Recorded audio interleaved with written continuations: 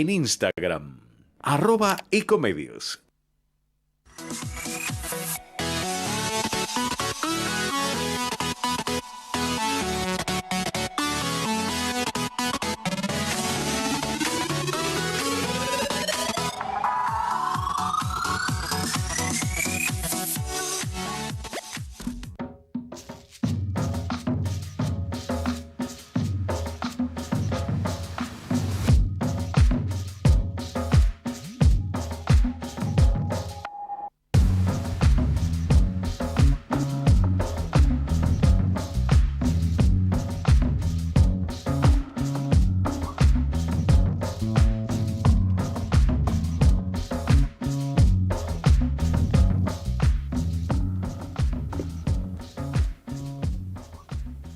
Muy buenas tardes, estimados amigos y amigas de Ecomedios AM 1220.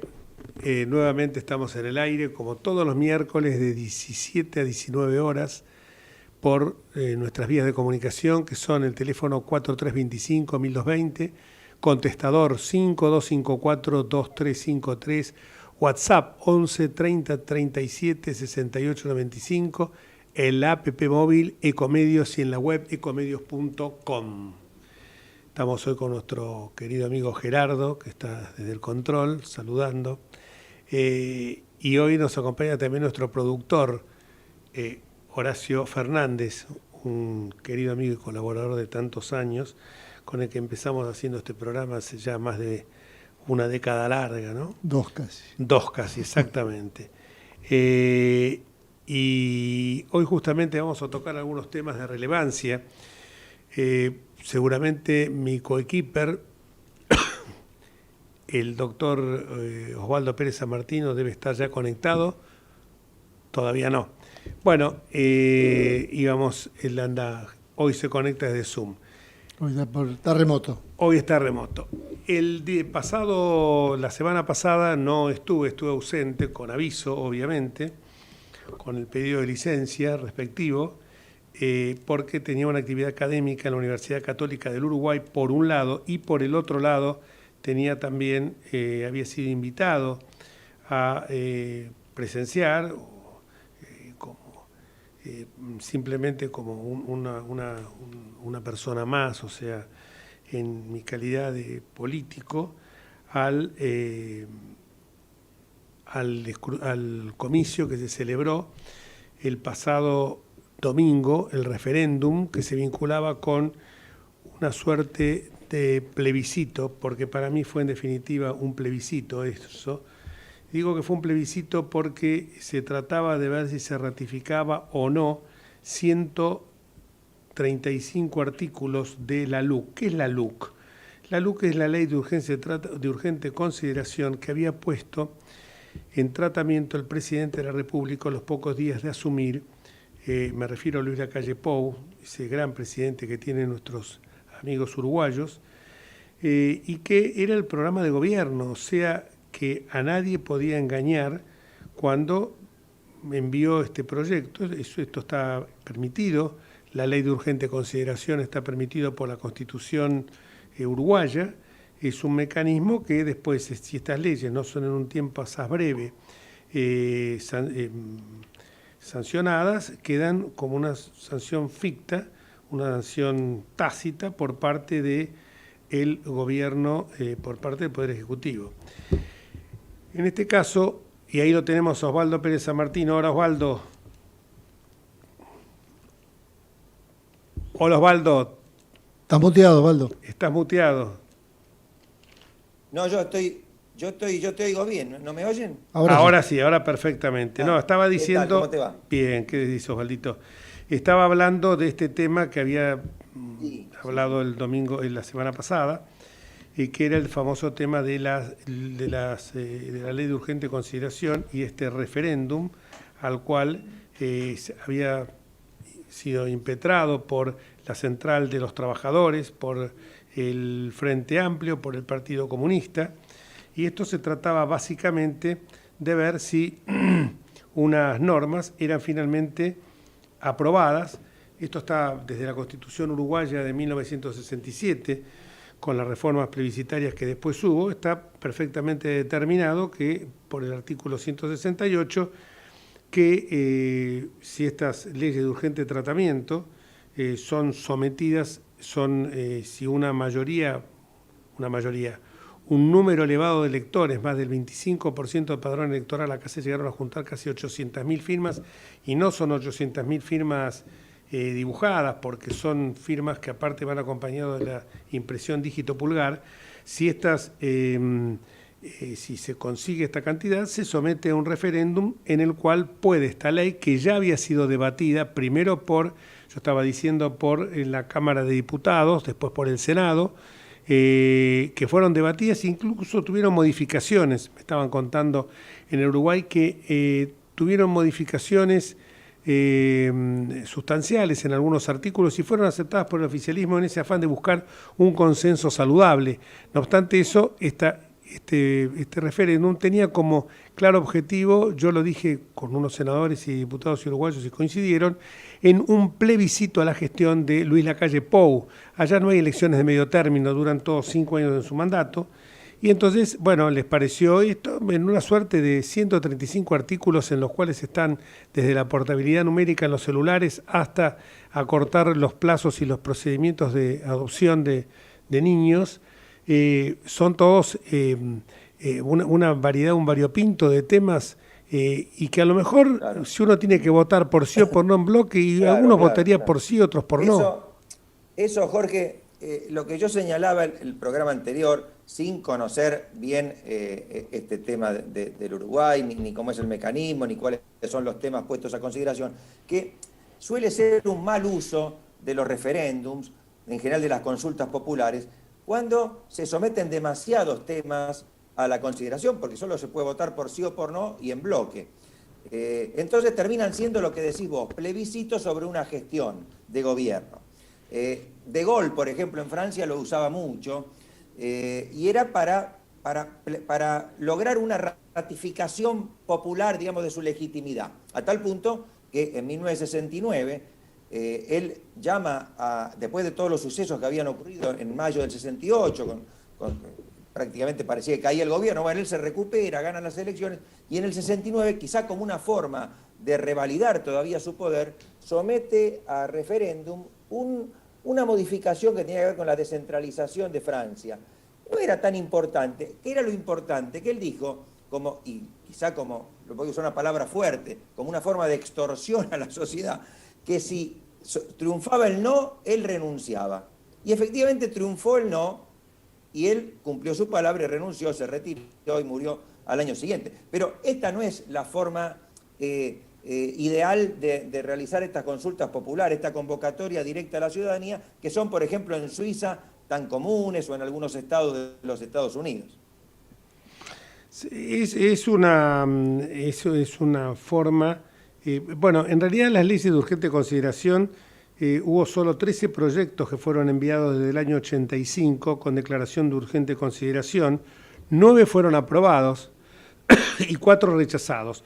Todos los gobiernos, menos los segundos mandatos de Sanguinetti y de Tabaré, hicieron uso de esa facultad, pero siempre sobre temas concretos. Solo en 3 oportunidades fueron leyes ómnibus por la cantidad y variedad de los temas. Entonces, el propio Luis Lacalle Herrera, padre del actual presidente, cuando ejerció la primera magistratura uruguaya, también envió una ley de estas características, pero acá lo que se trataba era, porque pensemos que la LUC, la Ley de Urgente Consideración, tenía 476 artículos y solo 135 fueron los recurridos, y algunos vinculados con temas de abuso policial, que hubo algo muy interesante, porque el presidente del partido del Frente Amplio pidió una aclaración, denunció 50 casos de abuso policial y lo hizo antes del plebiscito, y el gobierno saludablemente contestó, el ministro de Interior contestó, Luis Alberto Heber contestó antes del plazo de los 30 días porque quería que esto no empañara la campaña. Y de los 50 casos de abuso policial, 47 fueron de las supuestas víctimas, contaban todos con antecedentes penales, 45 eran delincuentes formalizados y condenados inmediatamente luego de la denuncia. Y un caso, por ejemplo, que es curiosísimo, alguien que decía que era una víctima de abuso policial, maltrataba, robaba y le impedía comer a su abuela.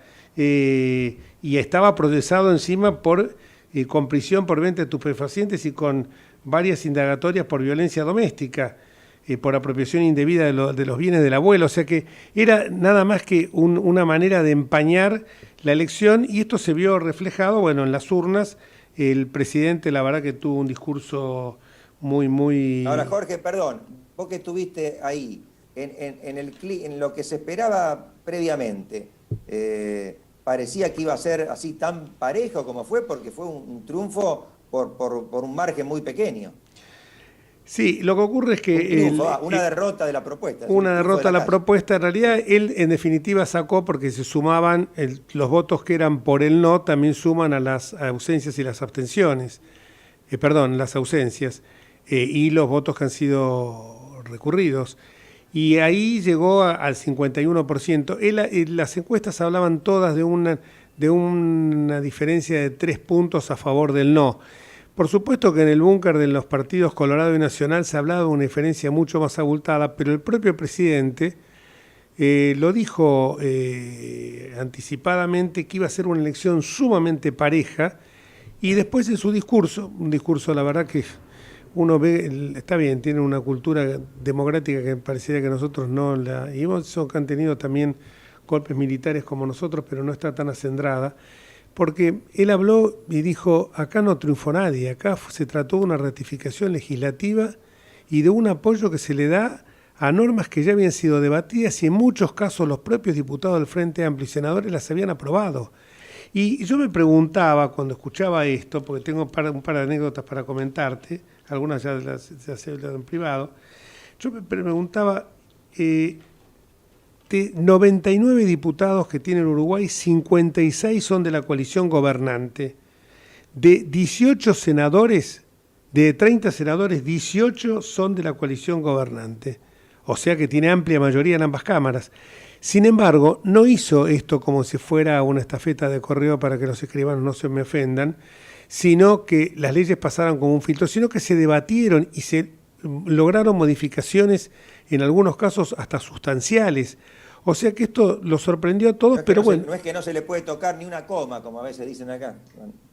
Claro, no es que no se le puede tocar ni una coma como se hablaba con la ley de presupuesto. Entonces, uno cuando ve eso, cuando ve que las normas se refieren a mejorar la calidad educativa, cuando la libertad de poder cobrar en efectivo, el discurso de él, un discurso de 16 minutos, sin ningún tipo de peroratas, nada, dijo, y bueno, el resultado es un calco del balotaje de hace 2 años, dijo, y esto es importante porque si bien es un respaldo, es también un compromiso para seguir trabajando y respondiendo a lo que el pueblo se pronunció en las urnas.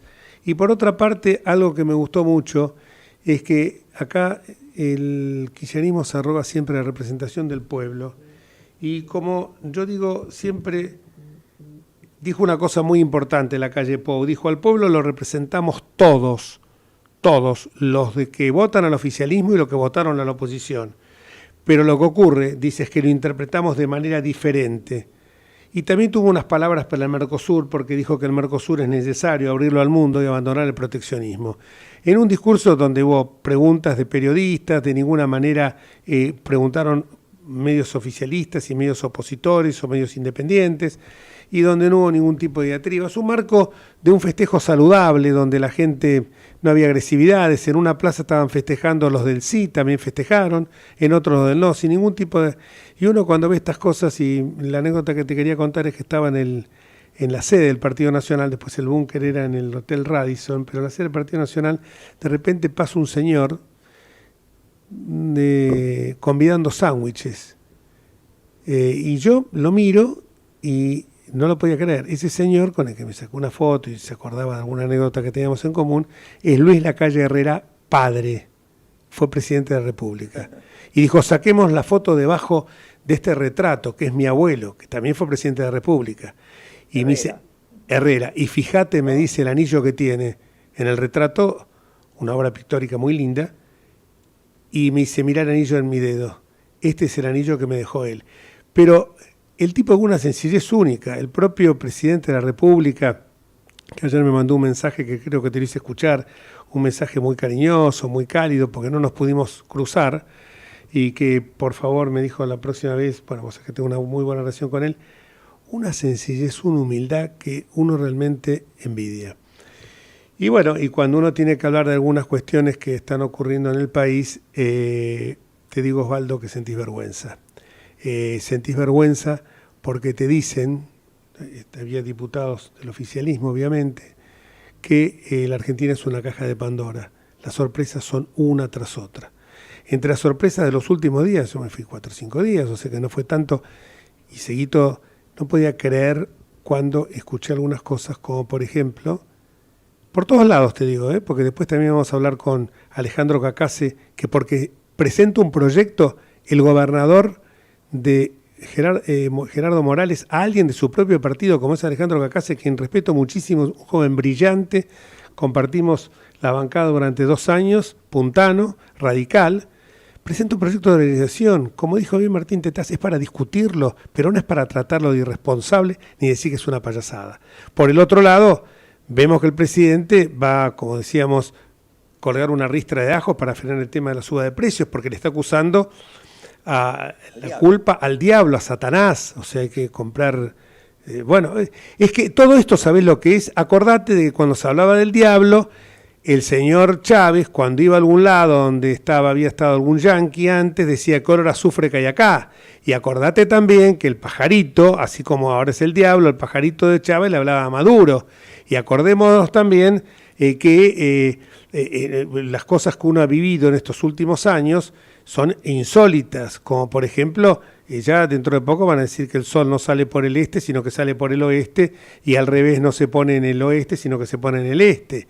Yo ayer lo escuchaba y no podía creerlo cuando el proyecto del cual vamos a hablar ahora con María Eugenia Talerico, que ahí la veo que está en línea, sobre este proyecto del Frente de Todos, que está fomentando la delación, está fomentando todo tipo de extorsión, va a permitir que plata del narcotráfico pueda quedar blanqueada en la Argentina.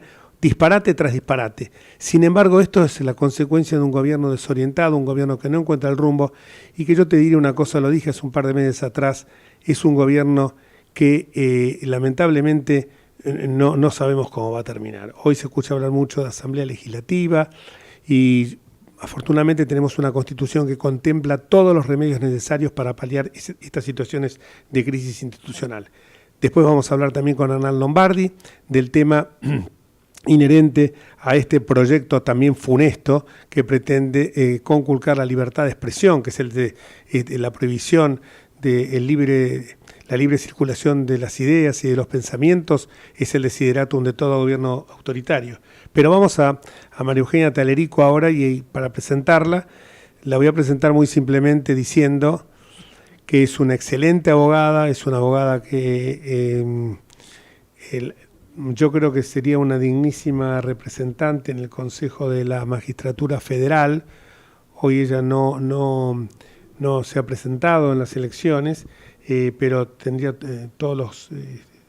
tiene una erudición, una impronta aquilatada en años de profesión, de ejercicio libre de la profesión por un lado, y después en la UIF, la Unidad de Información Financiera, con todo el tema de lavado de dinero, hizo juntamente con el titular, Mariano Federici, una gestión realmente impecable. Y quiero que nos cuente un poco sobre esto, que ayer, como estaba medio urgido en una charla que tenía que dar en la UCU, la Universidad Católica del Uruguay, le pedí que me tirara unas breves líneas y me dice, si no entiendes algo, te lo explico en 2 minutos. Y la verdad que en un WhatsApp me dio toda la explicación que seguramente ahora va a desarrollar ella sobre esta ley tan desgraciada que propicia los senadores del Frente de Todos.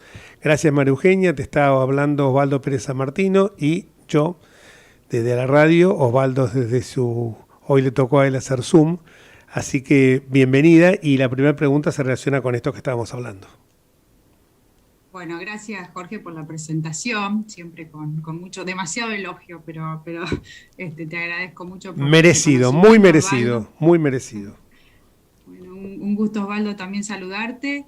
Y bueno, qué suerte que entendiste el WhatsApp de 4 líneas, pero eso habla también de tu capacidad de entendimiento, porque fue un WhatsApp cortito, porque la verdad que es un proyecto que mucho comentario en profundidad no merece, porque obviamente es ocuparnos de algo que tiene, más que el análisis jurídico que podríamos hacer de la barbaridad que se ha presentado, esto es un impacto político. O sea, el anuncio es que los ricos paguen con la fuga de capitales que ellos dicen siempre la fuga de capitales, se olvidan de los fondos de Santa Cruz, de la enorme cantidad de dinero de la corrupción que se ha ido de nuestro país, para hablar solamente de supuestamente las personas que evaden impuestos y que tendrían este dinero afuera y que pretenden que lo traigamos a un país inviable como es en este momento la Argentina para pagarle al Fondo Monetario. Son simplemente anuncios políticos, obviamente con un proyecto que tiene unos fundamentos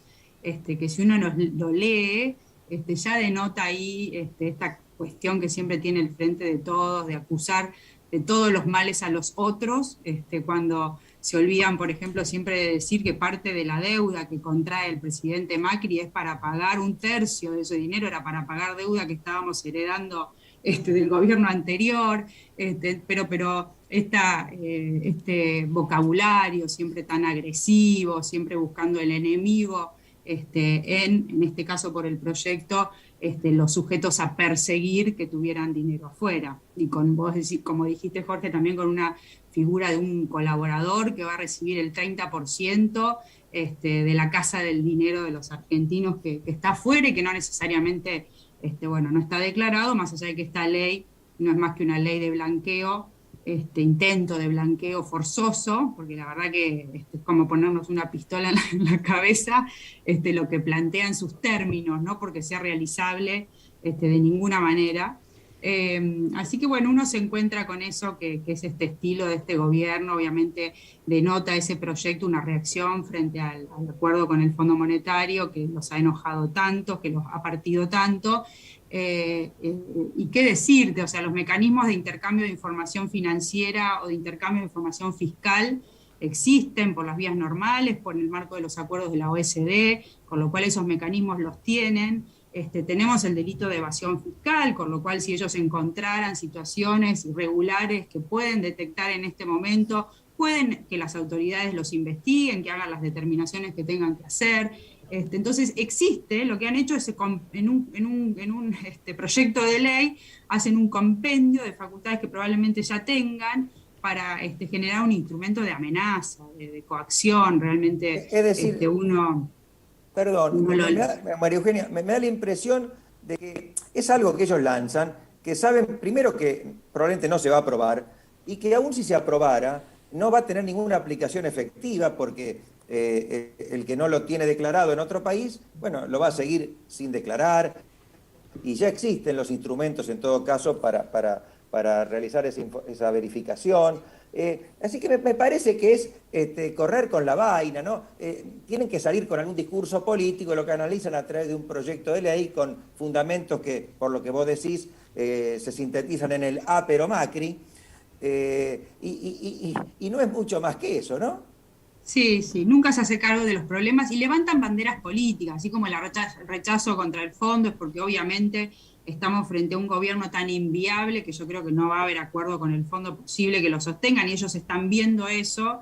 Entonces, en lugar de hacerse cargo y de colaborar con un gobierno del que forman parte, toman estas banderas y esta reacción para probablemente tener ese caudal electoral de que el fondo no, que el fondo es un demonio, que no somos nosotros mismos los que estamos haciendo las cosas mal, sino que siempre la culpa está afuera. Como vos decís, mira, por la experiencia de la Unidad de Información Financiera y lo que pasa también en los fiscos cuando colaboran con los países, en esos marcos de cooperación internacional tiene que haber confianza en el país al que vos le mandás la información.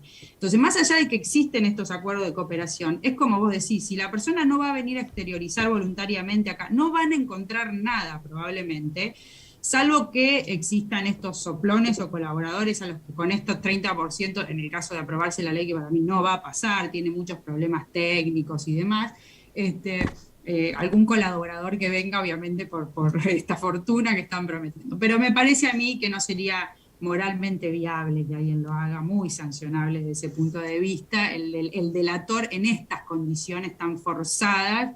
Pero además me parece que difícilmente la Argentina reciba información. Hay ahí en la ley, le piden a la Unidad de Información Financiera Argentina que pregunte a las unidades financieras del mundo sobre el lavado de activos provenientes de la evasión. Ellos hablan de evasión, es un delito precedente, que usen esos canales y que en todo caso adviertan a las autoridades extranjeras para que hagan las denuncias en sus países. O sea, estamos instruyendo incluso a nivel global lo que tienen que hacer las otras agencias, pero además es muy difícil que la información en estas condiciones políticas llegue a la Argentina, porque los países, cuando pasan estas cosas, sobre todo de gran debilidad institucional en los países, no mandan la información, porque en definitiva es dinero que está en esos países, de alguna manera cubierta por los secretos probablemente fiscales en algunos casos. Las normas de cooperación, colaboración e envío de información tienen estándares que hay que cumplir. Seguramente la persecución política no esté dentro de esos estándares, y este proyecto tiene mucho de eso,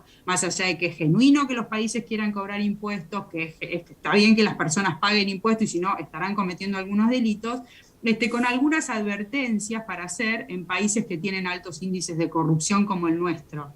Los países que tienen altos índices de corrupción, la gente tiende a evadir impuestos. Es una de las razones primeras por las que se resienten los ingresos públicos, porque la gente no quiere pagar sus impuestos en países con este tipo de corrupción. Y ahí es donde empieza, en los segmentos que te quedan en blanco en la economía, porque vos empezás a evadir impuestos, resentís las rentas públicas, bajan los ingresos del Estado, empiezan la presión fiscal. Entonces toda esta presión fiscal que se siente sobre el segmento, que es cada vez más chico, porque es una torta cada vez más chica la que les paga impuestos a este tipo de estados, y ahí empiezan las necesidades de endeudamiento, las necesidades de emisión.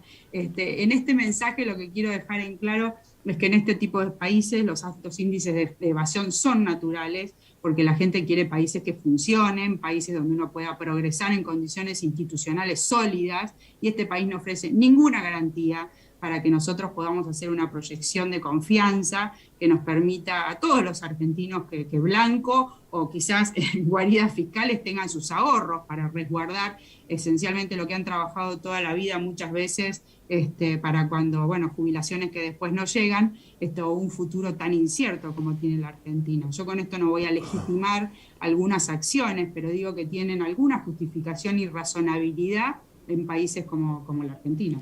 Pero, Eugenia, es claro esto, cuando por ejemplo se habla de si es dinero que fue ganado honestamente y la gente, para proteger sus ahorros, ponernos al resguardo de una inflación que cualquiera de nosotros haya nacido hace 80, 70, 60, 50 años, 30 años, sabe que es un país que la moneda se deprecia permanentemente. Es la propia Cristina la que le confiesa a su marido en una oportunidad, y está en el libro, sinceramente, saquemos la plata del país, y se lo está diciendo cuando era el presidente Duhalde. Los dólares que aparecen en la caja de Florencia, esos 5 o 6 millones de dólares, fueron fugados del sistema financiero. No es que haya una fuga de dólares, es una salida de dólares del sistema financiero, es la formación de activos en moneda extranjera. Y si la plata esa fue bien habida, 300.000, dicen disparate que son 600.000 millones de dólares, no tienen por qué ahora generar estos mecanismos que, en definitiva, lo único que, como decimos ahí Jorge, confunden, perdón, ya que mencionas, ellos mezclan, porque hablan de fuga de capitales o de divisas, incluyen lo que puede ser lavado, lo que puede ser dinero obtenido ilícitamente, de recursos legales, de dinero obtenido por el trabajo, por las inversiones legales, que una persona decide convertir en dólares y quizá colocar en un país extranjero. Por ejemplo, el otro día el diario Tiempo Argentino, en su tapa, sacó a todas las columnas, digamos, de la tapa, que Rosenkrantz había hecho una colocación en 2019, pero el mismo subtítulo aclaraba que era legal. Entonces, ¿cuál es la noticia? Digamos, él hace un juez Monti, no sé si se acuerdan sí. del juez Monti. que también lo han perseguido por una cuenta que tenía afuera, de ahorros de toda la vida, blanca, o sea, porque una cuestión, primero distinguir el origen del dinero, ¿no? No es lo mismo, incluso fondos no declarados, pero de tu propia actividad, con lo cual el origen de la evasión fiscal, que fue muy discutida para ponerla dentro de los mecanismos del lavado de dinero como delito precedente, era porque el origen del dinero es lícito, es actividad lícita, y que, reitero, en países como la Argentina, imaginémonos que vivimos en Venezuela, por suerte acá los resortes institucionales están funcionando de modo que no estamos llegando a... Pero entonces la gente resguarda ese dinero de su actividad lícita en países donde la moneda se degradó todo el tiempo, donde le sacaron los depósitos más de una vez del sistema bancario, donde tenemos la historia que tenemos, resguarda el dinero lícitamente ganado con una jubilación que tampoco le va a llegar nunca porque le saquean permanentemente las cajas previsionales. Entonces tenemos una historia como país que hace que antes que levantar las banderas para perseguir a las personas que tienen dinero y que a lo mejor no se la están declarando al fisco argentino de esta manera, no es lo mismo que perseguir a quienes están lavando dinero en el sistema provenientes de actividades como es la corrupción, que es uno de los delitos transversales más grandes, porque donde se instaló la corrupción seguro que hay narcotráfico, trata de personas y todos los otros delitos prosperan. Entonces la corrupción es un delito importante, más el narcotráfico, que es un delito regional de muchísima envergadura, porque las democracias nuestras en la región tienen el problema de los países productores de cocaína y de marihuana en la región, entonces se mezcla todo el tema del narcotráfico, y este origen ilícito, que no es lo mismo que el delito de evasión fiscal. Entonces ellos se concentran en los delitos que probablemente también estén cometiendo, porque el que es corrupto y tiene fondos provenientes de la corrupción los esconde y tampoco paga impuestos, ¿no? Entonces, pero esta distinción entre el origen del dinero me parece que es importante, las razones por las que las personas refugian sus ahorros genuinos, a veces fuera de los fiscos de países como el nuestro, también tienen razones que pueden llegar a justificar los comportamientos. Y después no, obviamente tenés los evasores que sistemáticamente eluden el sistema y demás porque tienen algún problema que no es solo, es solo de resguardar sus ahorros, sino que en definitiva están tercerizando muchísimos de sus negocios, que eso sí afecta a las arcas públicas, pero las razones tienen que ver con una infraestructura normativa e institucional en nuestro país que realmente nos ha arrastrado a que los argentinos no querramos tener nuestro dinero en la Argentina. Esta es la realidad. Y esto también... ellos, perdón. No. Y decía que esto también es un reconocimiento por parte del órgano recaudador de la impotencia que tiene para realizarlo, porque como decías bien, ya existen leyes para combatir la evasión impositiva y sin embargo no se hizo nada, y los casos más emblemáticos son los de Cristóbal López y Fabián de Sousa, los cuales se quedaron con plata que era del Estado y que encima lo premiaron a través de una ley vergonzosa, afortunadamente yo la voté en contra y fundamentándolo, por cierto, una ley vergonzosa que todavía le dio facilidades para pagar el fruto de esa evasión, con la cual ellos se quedaron con un canal de televisión que hoy responde, y con varias cosas más, ¿no?, que responde ciegamente al oficialismo. Ahora, lo que yo, en esto, lo más sorprendente es que se esté incluyendo en este proyecto al dinero producido del lavado. Entonces quiere decir que con un simple pago de un impuesto ya queda zanjado, queda purgado el delito de lavado de dinero. Sí, podrían traer dinero ilícito. La ley no tiene los resguardos que sí tuvo la ley de blanqueo de capitales o de, ¿cómo se llamaba? Ese sinceramiento fiscal. La ley de sinceramiento fiscal que hizo el gobierno de Mauricio Macri fue el blanqueo más exitoso del mundo en términos de PBI de los países. Y ese traer dinero de los argentinos fue realmente, ahora obviamente se encuentran atrapados con el sinceramiento que hicieron a un gobierno al que le tenían confianza. La gente tuvo la visión de que iba a ser un gobierno que iba a hacer las cosas distintas y trajeron, fue el blanqueo más de $1.000 millones, ahora no me acuerdo la cifra, pero fue uno de los blanqueos más exitosos del mundo porque la gente trajo su dinero de nuevo. Como decís, Jorge, digo esto para saber cómo funcionan los mecanismos de incentivos para que la gente para que haya menos evasión fiscal y la gente voluntariamente apueste a la Argentina. Lo que decís de los dineros ilícitos, vamos a tener nosotros la evaluación del GAFI el año que viene, y si esta ley pasara, pero ya como proyecto es una señal política para el organismo, el Grupo de Acción Financiera Internacional, que pide resguardos. El organismo permite hacer blanqueos de capitales provenientes del dinero de la evasión fiscal, no de los delitos del narcotráfico y de los demás ilícitos, con lo cual esta ley es un colador que el Gafi podría alertarnos, y en esa evaluación que nos van a hacer, tener peores calificaciones de las que vamos a tener, porque somos un país que no está funcionando en materia de prevención de lavado de activos.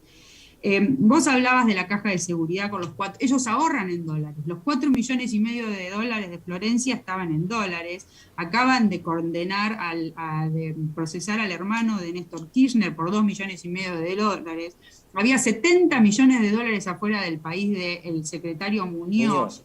Entonces, claro que obviamente habilitar el ingreso de ciertos capitales a la Argentina por el 20% está buenísimo, porque al repatriar tu dinero también lo podés usar. Pero esto es lo que verdaderamente ha dañado los andamiajes más sólidos de la economía argentina, porque con estos índices de corrupción y de fuga de capitales de la corrupción, a mí me gustaría que, bueno, por ahí esta ley sea para que ellos traigan estos fondos, ¿no? Porque yo tengo un cálculo hecho en el libro de Destrucción Institucional que escribí, solo de embargos, los casos más importantes de corrupción, llámese los cuadernos, Vialidad, Otesur y los sauces, el caso Muñoz, el caso de Gutiérrez, el otro Gutiérrez, que murió, muerto, el que murió, también, sí. Correcto, que tiene el caso de enriquecimiento ilícito, están los casos de, bueno, los sueños compartidos, el grupo Indalo, Río Turbio, el soterramiento y los gasoductos. Bueno, en eso tenemos de embargos, yo los transformé a dólares al 9 de diciembre del 2015. O sea, Cristina deja el gobierno 9 de diciembre del 2015, a esos embargos, al dólar a 10 pesos como estaba en ese momento, los transformé y da embargos, solo embargos, lo que se pudo detectar y lo que se pudo embargar, por 6.200 millones de dólares. Solamente embargo, no son daños directos, yo creo que debe ser el triple por lo menos el daño en serio mínimamente, que se le hace a la economía con este tipo de delitos.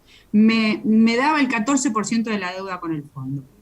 Entonces, digo, no estamos hablando de la corrupción que pueden tener el resto de los países, acá estamos hablando de corrupción sistémica y estructural que atrapó a todas las políticas públicas del Estado con daños de millones y millones de dólares que probablemente alcancen para pagar la deuda con el Fondo Monetario Internacional. Hay atrás de este proyecto una gran hipocresía y un típico relato kirchnerista, ¿no? Y el propósito también de perseguir a opositores, eso es clarísimo. También de ese típico de todo autoritarismo, que es justamente buscar el direccionamiento de esto está para perseguir dirigentes de la oposición. También y yo siempre termino diciendo esto, así como Ricardo López Murphy dice siempre que le gustaría saber dónde están los fondos de Santa Cruz, yo siempre termino diciendo esto. Hay un decreto, el 492 del año 99, del gobierno de Fernando de la Rúa, donde designaron un señor, Jorge Horacio Domper, que es el mismo tesorero de la nación que transitó todos los gobiernos hasta llegar al gobierno de Alberto, hoy todavía sigue estando ahí, que él sabe bien cómo se gastó toda la plata y los créditos del Fondo Monetario Internacional. Y saben también muy bien de que incluso durante el gobierno de Mauricio Macri, quienes formaron activos en, como se llama técnicamente, la formación de activos en moneda extranjera, como se dice la fuga de capitales, los que encabezan el top 20 son todas empresas y amigos relacionados con el kirchnerismo. O sea que esto es humo y simplemente lo que se busca es tapar otras cosas graves como las que vemos que están sucediendo. Muchísimas gracias, María Eugenia, y como siempre, muy claro y muy bueno y sintético lo que nos has expresado. Gracias. A ustedes, muchas gracias. Osvaldito, luego. Tenemos que ir a la pausa. Vamos a la pausa. Perfecto. Porque si no están haciendo gestos. Teníamos que haber ido 17:30, pero era tan interesante la charla con María Eugenia que seguimos hasta las 45. Gracias. Pausa. Ecomedios.com AM1220. Estamos con vos. Estamos en vos. Estamos llenos de historias verticales. Girá tu celular. En Catamarca tenés algo distinto para contar. Girá, girá, no te pierdas de nada. Vení a contar una historia distinta.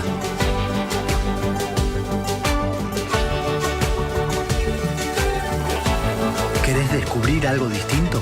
Gira y vení a Catamarca. Todo lo que hicimos en la costa lo hicimos porque nos escuchamos y trabajamos en equipo. Vos, que querés vivir en un lugar que te encante, y nosotros que lo estamos haciendo. Y así funciona. Juntos hacemos más y disfrutamos más de la costa. Vivamos Vicente López. La Posada Morada dos Ventos te espera en Pipa, la mejor playa del nordeste de Brasil. Única por su bahía con delfines. 12 exclusivos departamentos y 3 piscinas circulares en medio de un jardín tropical. Podés venir con cualquiera de las vacunas aplicadas en Argentina. www.moradadosventos.com. Morada Dos Ventos, Pipa, el primer lugar cuando decidas viajar. Informate en ecomedios.com. Seguinos en TikTok, @ecomedios1220.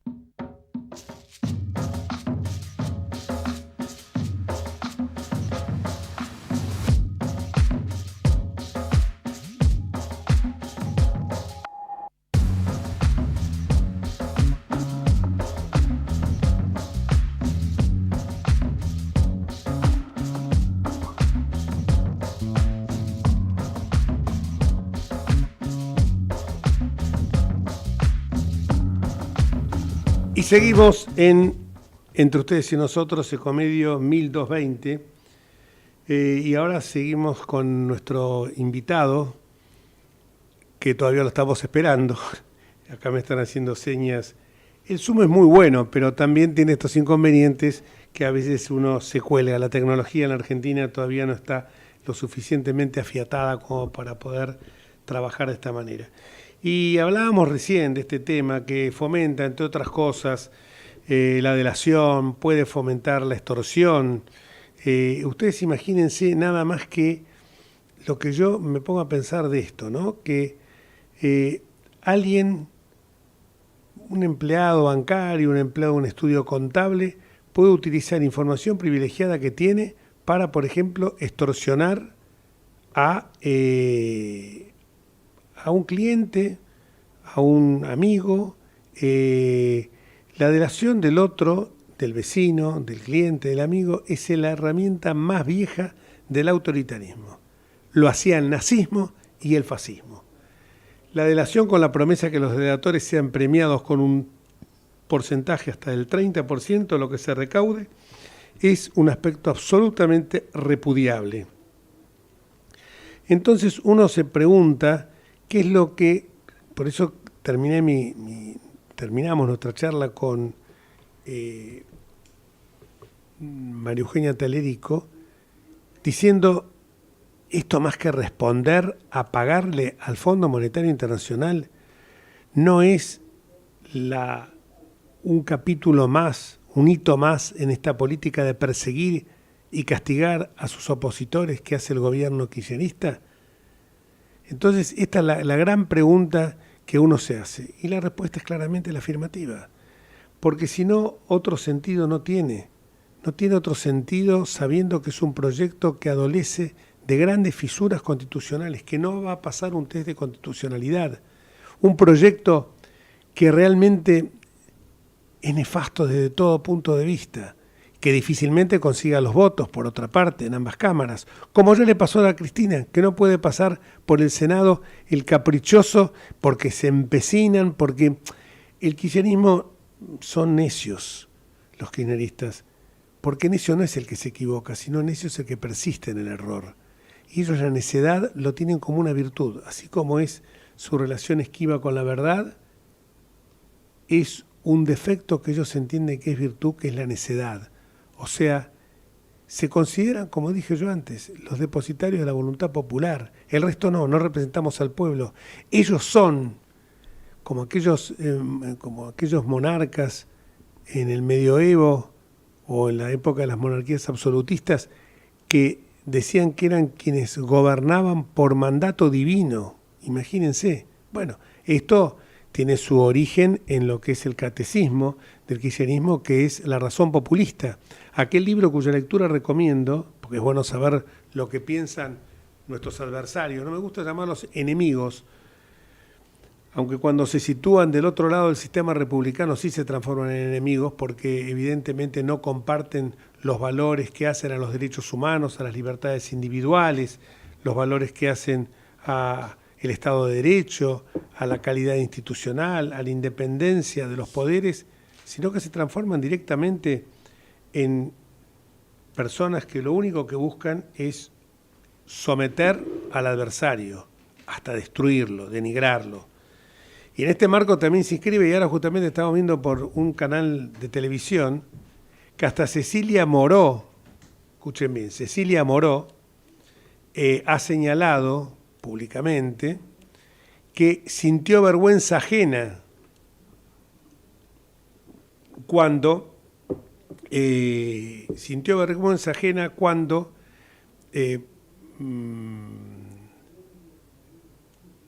lo escuchó ayer a Vélez en el Consejo Económico y Social, pero ¿cómo no va a sentir vergüenza ajena cuando dicen que el regular las redes sociales intoxica la democracia, cuando la libertad de expresión es la savia de la democracia?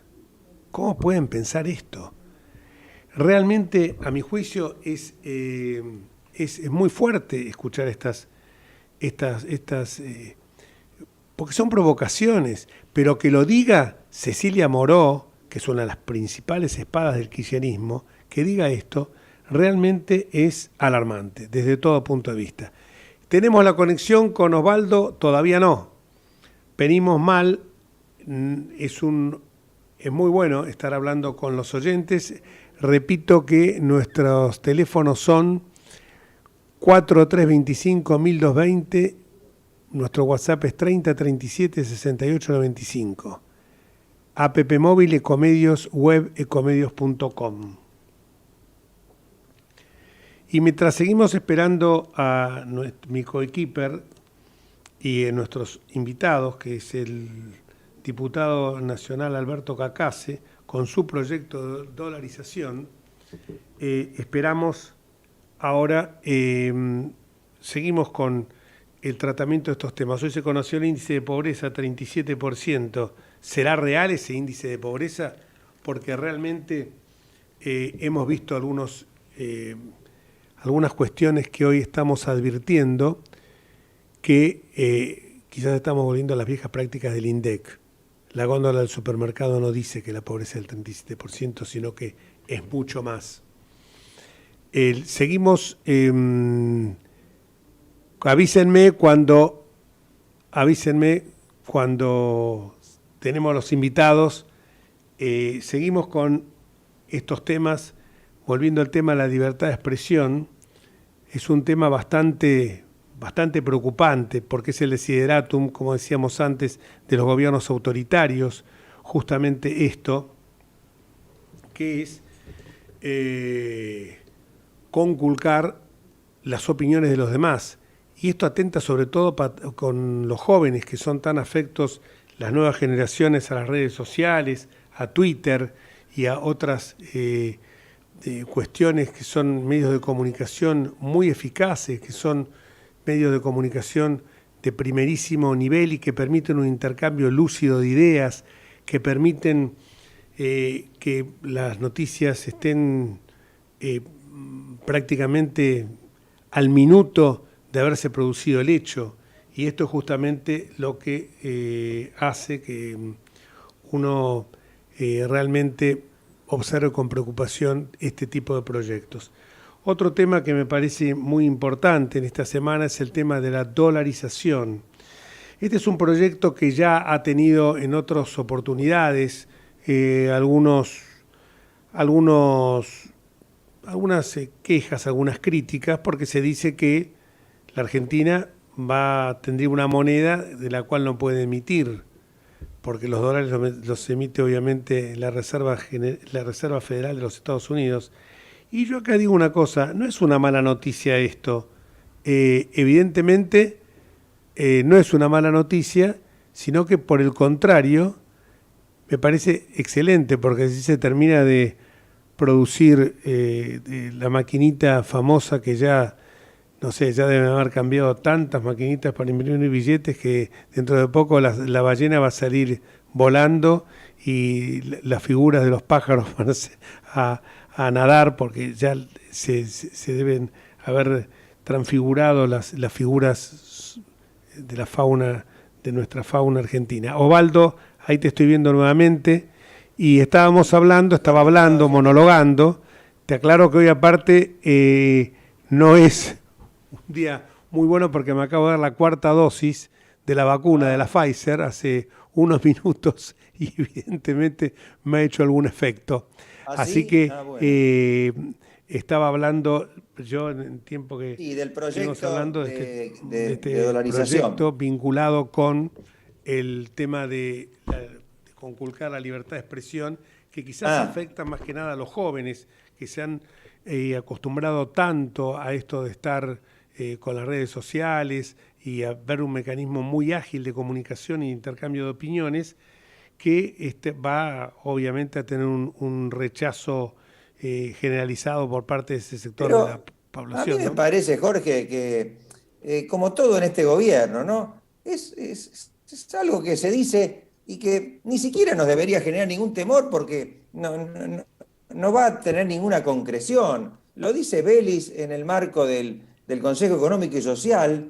2 años estuvo Vélez, no sé, haciendo qué, tipo, por primera vez aparece en público y dice esto, que él mismo es una persona inteligente, debería saber que es una tontería.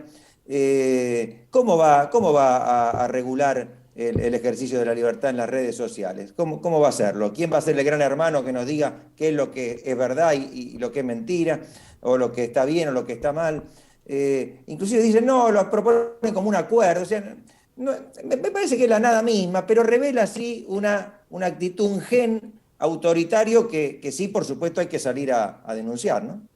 Sí, desde ya, porque yo hablaba recién de el catecismo de los Kirchner, la razón populista, que uno de los temas que abordaban era cuando un gobierno llega a tener una mayoría homérica como la que tuvo en el año 2011 Cristina Elizabeth Fernández, se le permite hacer cualquier cosa, porque total llegó al 50 y creo que el 54% fue en ese momento.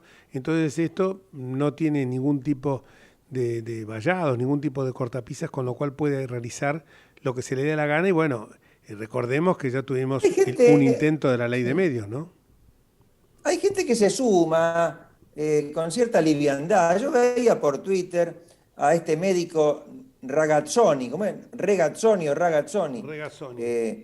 Este que nos asustó tanto durante la pandemia, y salía a hacer preguntas, bueno, ¿y cómo no se pueden aceptar las fake news y esto y lo otro? Yo le digo, y no intoxica en definitiva a la democracia. Yo le contesté y le dijeron, lo que intoxica a la democracia es la restricción a la libertad de expresión. Por supuesto. Y él me contesta, y entonces, ¿y qué dice usted de la cultura de la cancelación? Le digo, la cultura de la cancelación, le volví a contestar, es aquello a lo que se dirige sus sugerencias implícitas, porque no decía nada, hacía preguntas nada más. Y a eso, por ahora, me parece que no me contestó, pero no le encuentro cuál sería la respuesta, porque para que esto prospere tiene que haber un gran hermano, tiene que haber una persona que se supone más sabia que todos los ciudadanos y que diga qué es lo que podemos decir y qué es lo que no podemos decir. Así que yo creo que está muy mal, pero no me preocuparía mucho porque si algo tiene garantizado, este gobierno es como aquel personaje que menciona a Borges en el Aleph, Carlos Argentino Daneri, sí. Es autoritario pero también es ineficaz. Entonces, digamos, no me preocuparía mucho, pero sí indica nuevamente el autoritarismo que les resulta tan caro, ¿no? Sí, pero ¿sabes lo que pasa? Te obliga a estar siempre con la guardia alta, o sea, claro, que no podés extenderle la mano, porque tenés miedo que si le extendés la mano te va a dar un bife, te va a dar una trompada. Vos pensás que lo que está diciendo Regazzoni, yo creo que Regazzoni lo hace un médico bastante en su momento, incluso fue el director del PAMI durante la gestión de Cambiemos, pero lo que pasa es que, no sé, a lo mejor por obtener algún rédito más, no sé, acordate que en un Zoom que hicimos, presagió para final del año 20, 100.000 muertos en aquel entonces, más de 100.000, 300.000 muertos con motivo del COVID, Sí, que fue una cosa que la gente se enloqueció con ese tema, porque me llamaba gente que estaba ahí, que estaba desesperada. Vamos a la pausa, Osvaldito, y seguimos después. No te me vayas. No, aquí estoy. Firme como rulo de estatua. Exactamente. Pausa.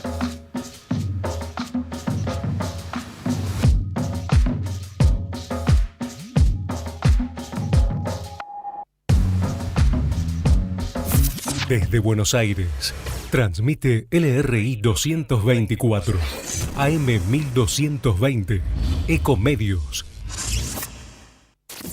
Econoticias. Toda la información al instante. Muchas gracias. Un minuto transcurrió desde las 18 horas en Argentina. En la ciudad de Buenos Aires, con cielo levemente nublado, tenemos una temperatura de 16 grados y una humedad de 40%. Atención, porque el Servicio Meteorológico ya nos está ofreciendo el panorama para el día de mañana. Jueves tendremos el cielo despejado con una mínima de 11 y una máxima de 19 grados. Reiteramos la actual temperatura, 16 grados en estos momentos. El mapa de la pobreza en nuestro país. Antes estábamos la cifra global de la cantidad de pobres que tiene la Argentina, pero esta cantidad también se divide en secciones, en distritos, en regiones, como Cuyo, noreste y el noroeste de la Argentina, en donde están los aglomerados urbanos más afectados del país por la pobreza. Según la información que va desglosando el Instituto Nacional de Estadísticas y Censos, estamos observando indudablemente que hay regiones más comprometidas con la pobreza y también con la pobreza extrema, la denominada miseria, en algunas provincias, en particular del noreste y del noroeste. Según el INDEC, hay 10.800.000 personas que han caído en la pobreza en los últimos tiempos. Por otra parte, también hay que señalar otra información oficial que indica que 2.400.000 personas se encuentran en situación de indigencia. Cuyo, noreste y noreste, como decíamos, son los aglomerados más importantes donde reside una gran cantidad de personas que han caído en la pobreza. Hablamos de Cuyo, Gran San Luis, Gran Mendoza, Gran San Juan. Son los conurbanos de estas grandes ciudades. En el noreste, Gran Resistencia, Formosa, Posadas, Corrientes. También hay problemas en el noroeste, en el Gran Tucumán, en el Gran Catamarca, en la ciudad de Salta, en la ciudad de Santiago del Estero, en Jujuy, en la ciudad de La Rioja, en el Gran Buenos Aires, que incluye a la ciudad autónoma de Buenos Aires dividida en región. Por el INDEC, la pobreza llegó a medir 37,3%. Indudablemente datos que alarman, que se profundizan con el incremento de la inflación. Y también observemos cómo cerró hoy el mercado cambiario, otros de los niveles de análisis económicos que deben ser tomados en cuenta. El dólar oficial del Banco Nación hoy subió hasta los 116 pesos para la venta, los otros dólares oficiales, el consolidario 191,90 para la venta, el contado con liquidación cerró en 193, el MEP 192,88 para la venta y finalmente el dólar blue, hoy el dólar libre terminó en 201 pesos para la venta por unidad. En Buenos Aires, un informe de Antonio Deramo.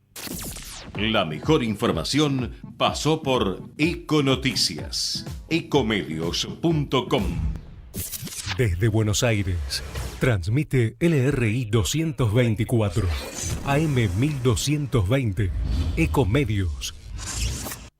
Tengo algo excelente para recomendarte. MGN Salud es una empresa de medicina que te da más servicios, más beneficios y la mejor atención. Anota, llama a MGN Salud al 4629-3351. Podés asociarte ahora y aprovechar tus aportes. Llama al 4629-3351 y asociate a MGN Salud. MGN Salud llegó para cuidarte. Superintendencia de Servicios de Salud, www.sssalud.gov.ar, 0800-222-72583. RENEM, número 117924.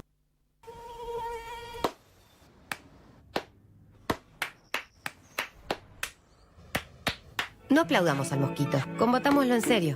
Para combatir el dengue, el zika y el chikungunya, evitemos que los mosquitos piquen y se reproduzcan. Usemos repelentes, coloquemos tules en la cuna de los bebés y demos vuelta a contenedores para que no se acumule el agua. Si tenés fiebre alta, dolor de cabeza y dolor muscular, no te automediques y acudí al médico. Encontrá más información en argentina.gov.ar. Argentina Unida, Ministerio de Salud, Argentina Presidencia. Los y las guardias de seguridad del Banco Nación, que siempre les dijimos no usen sus celulares, ahora queremos que los usen. Sí, bájense la app BNA+. No hagan filas en el banco, hagan transferencias desde el sillón, carguen la SUBE desde el celular y vayan a visitar a la tía. Pónganse alias graciosos. Con la app BNA+, tenés todo el banco en tu celular.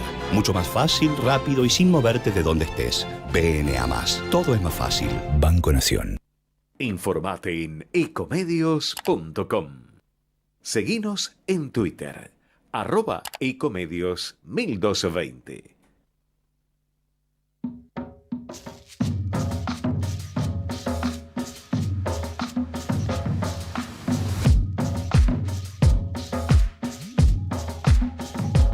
Y seguimos entre ustedes y nosotros, ahora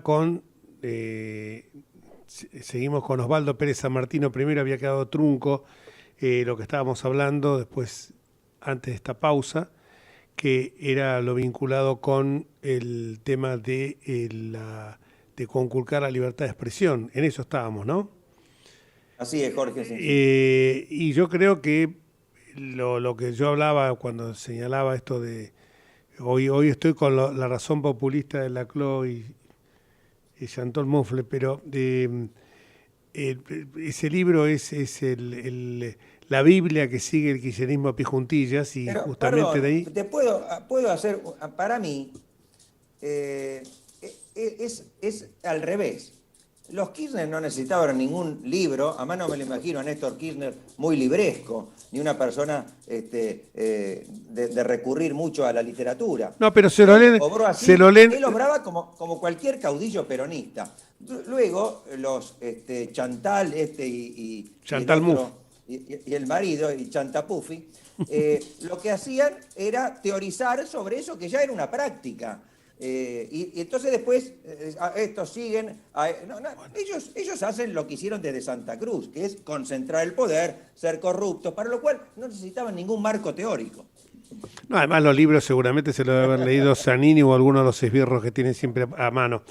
Y lo tenemos ya Alejandro Cacase, que yo estaba muy alarmado cuando escuché algunas declaraciones que se hicieron en torno a un proyecto que había presentado, unas declaraciones bastante, lo dije al principio del programa, bastante, voy a ser suave en el calificativo, pero bastante desagradables del gobernador de Jujuy, señalando que se trataba de un proyecto payasesco, de alguien, de una cuestión absolutamente irresponsable. Y en esto, más allá, y yo no voy a hacer una calificación ad hominem de Alejandro, pero trabajé 2 años con él y puedo dar testimonio como compañero de bancada, que era uno de los diputados más estudiosos de todo el cuerpo, y que cuando lo leí, estaba en el Uruguay en ese momento, lo leí, me pareció interesante y sobre todo me pareció algo que se escucha en todos los corrillos económicos. O sea que lo que hizo Alejandro, a quien ya le damos la bienvenida, a quien pondero mucho como diputado y por su enjundia, por su trabajo legislativo, puso algo en el tapete que está comentado en la sociedad, pero no solamente en los círculos económicos, sino que también lo advierto en el comercio, en la industria, y lo advierto hasta en la gente, hasta en los empleados. Si siempre estamos tomando como valor de referencia al dólar, como dije antes, es cierto que se puede decir, no cabalguemos más con el tema de la soberanía, por favor, que no nos ha ido nada bien. Pero no se lo puede denostar de esa manera cuando muchas veces yo mismo me lo he planteado, y si lo dolarizamos, si está todo dolarizado, compras un auto, lo trasladás a dólar, porque se ha transformado en la moneda de referencia nuestra y porque nosotros se ha logrado con 70 años de populismo que busquemos permanentemente refugio, como antes era en otra época, podía ser el oro, fueron también joyas que uno buscaba porque era la manera de mantener el valor intrínseco de la moneda. Hoy es el dólar. Así que no me pareció ni payasesco, ni irresponsable, ni disparatado. Me pareció un proyecto interesante que merece, como todo proyecto, puede ser perfectible, merece debatirlo. Pero escuchémoslo ya que nos explique Alejandro y cuáles son los fundamentos de su proyecto. Gracias, Ale, por estar con nosotros. Gracias a vos, Jorge. La verdad que un enorme gusto verte y poder compartir este momento en la tarde con vos.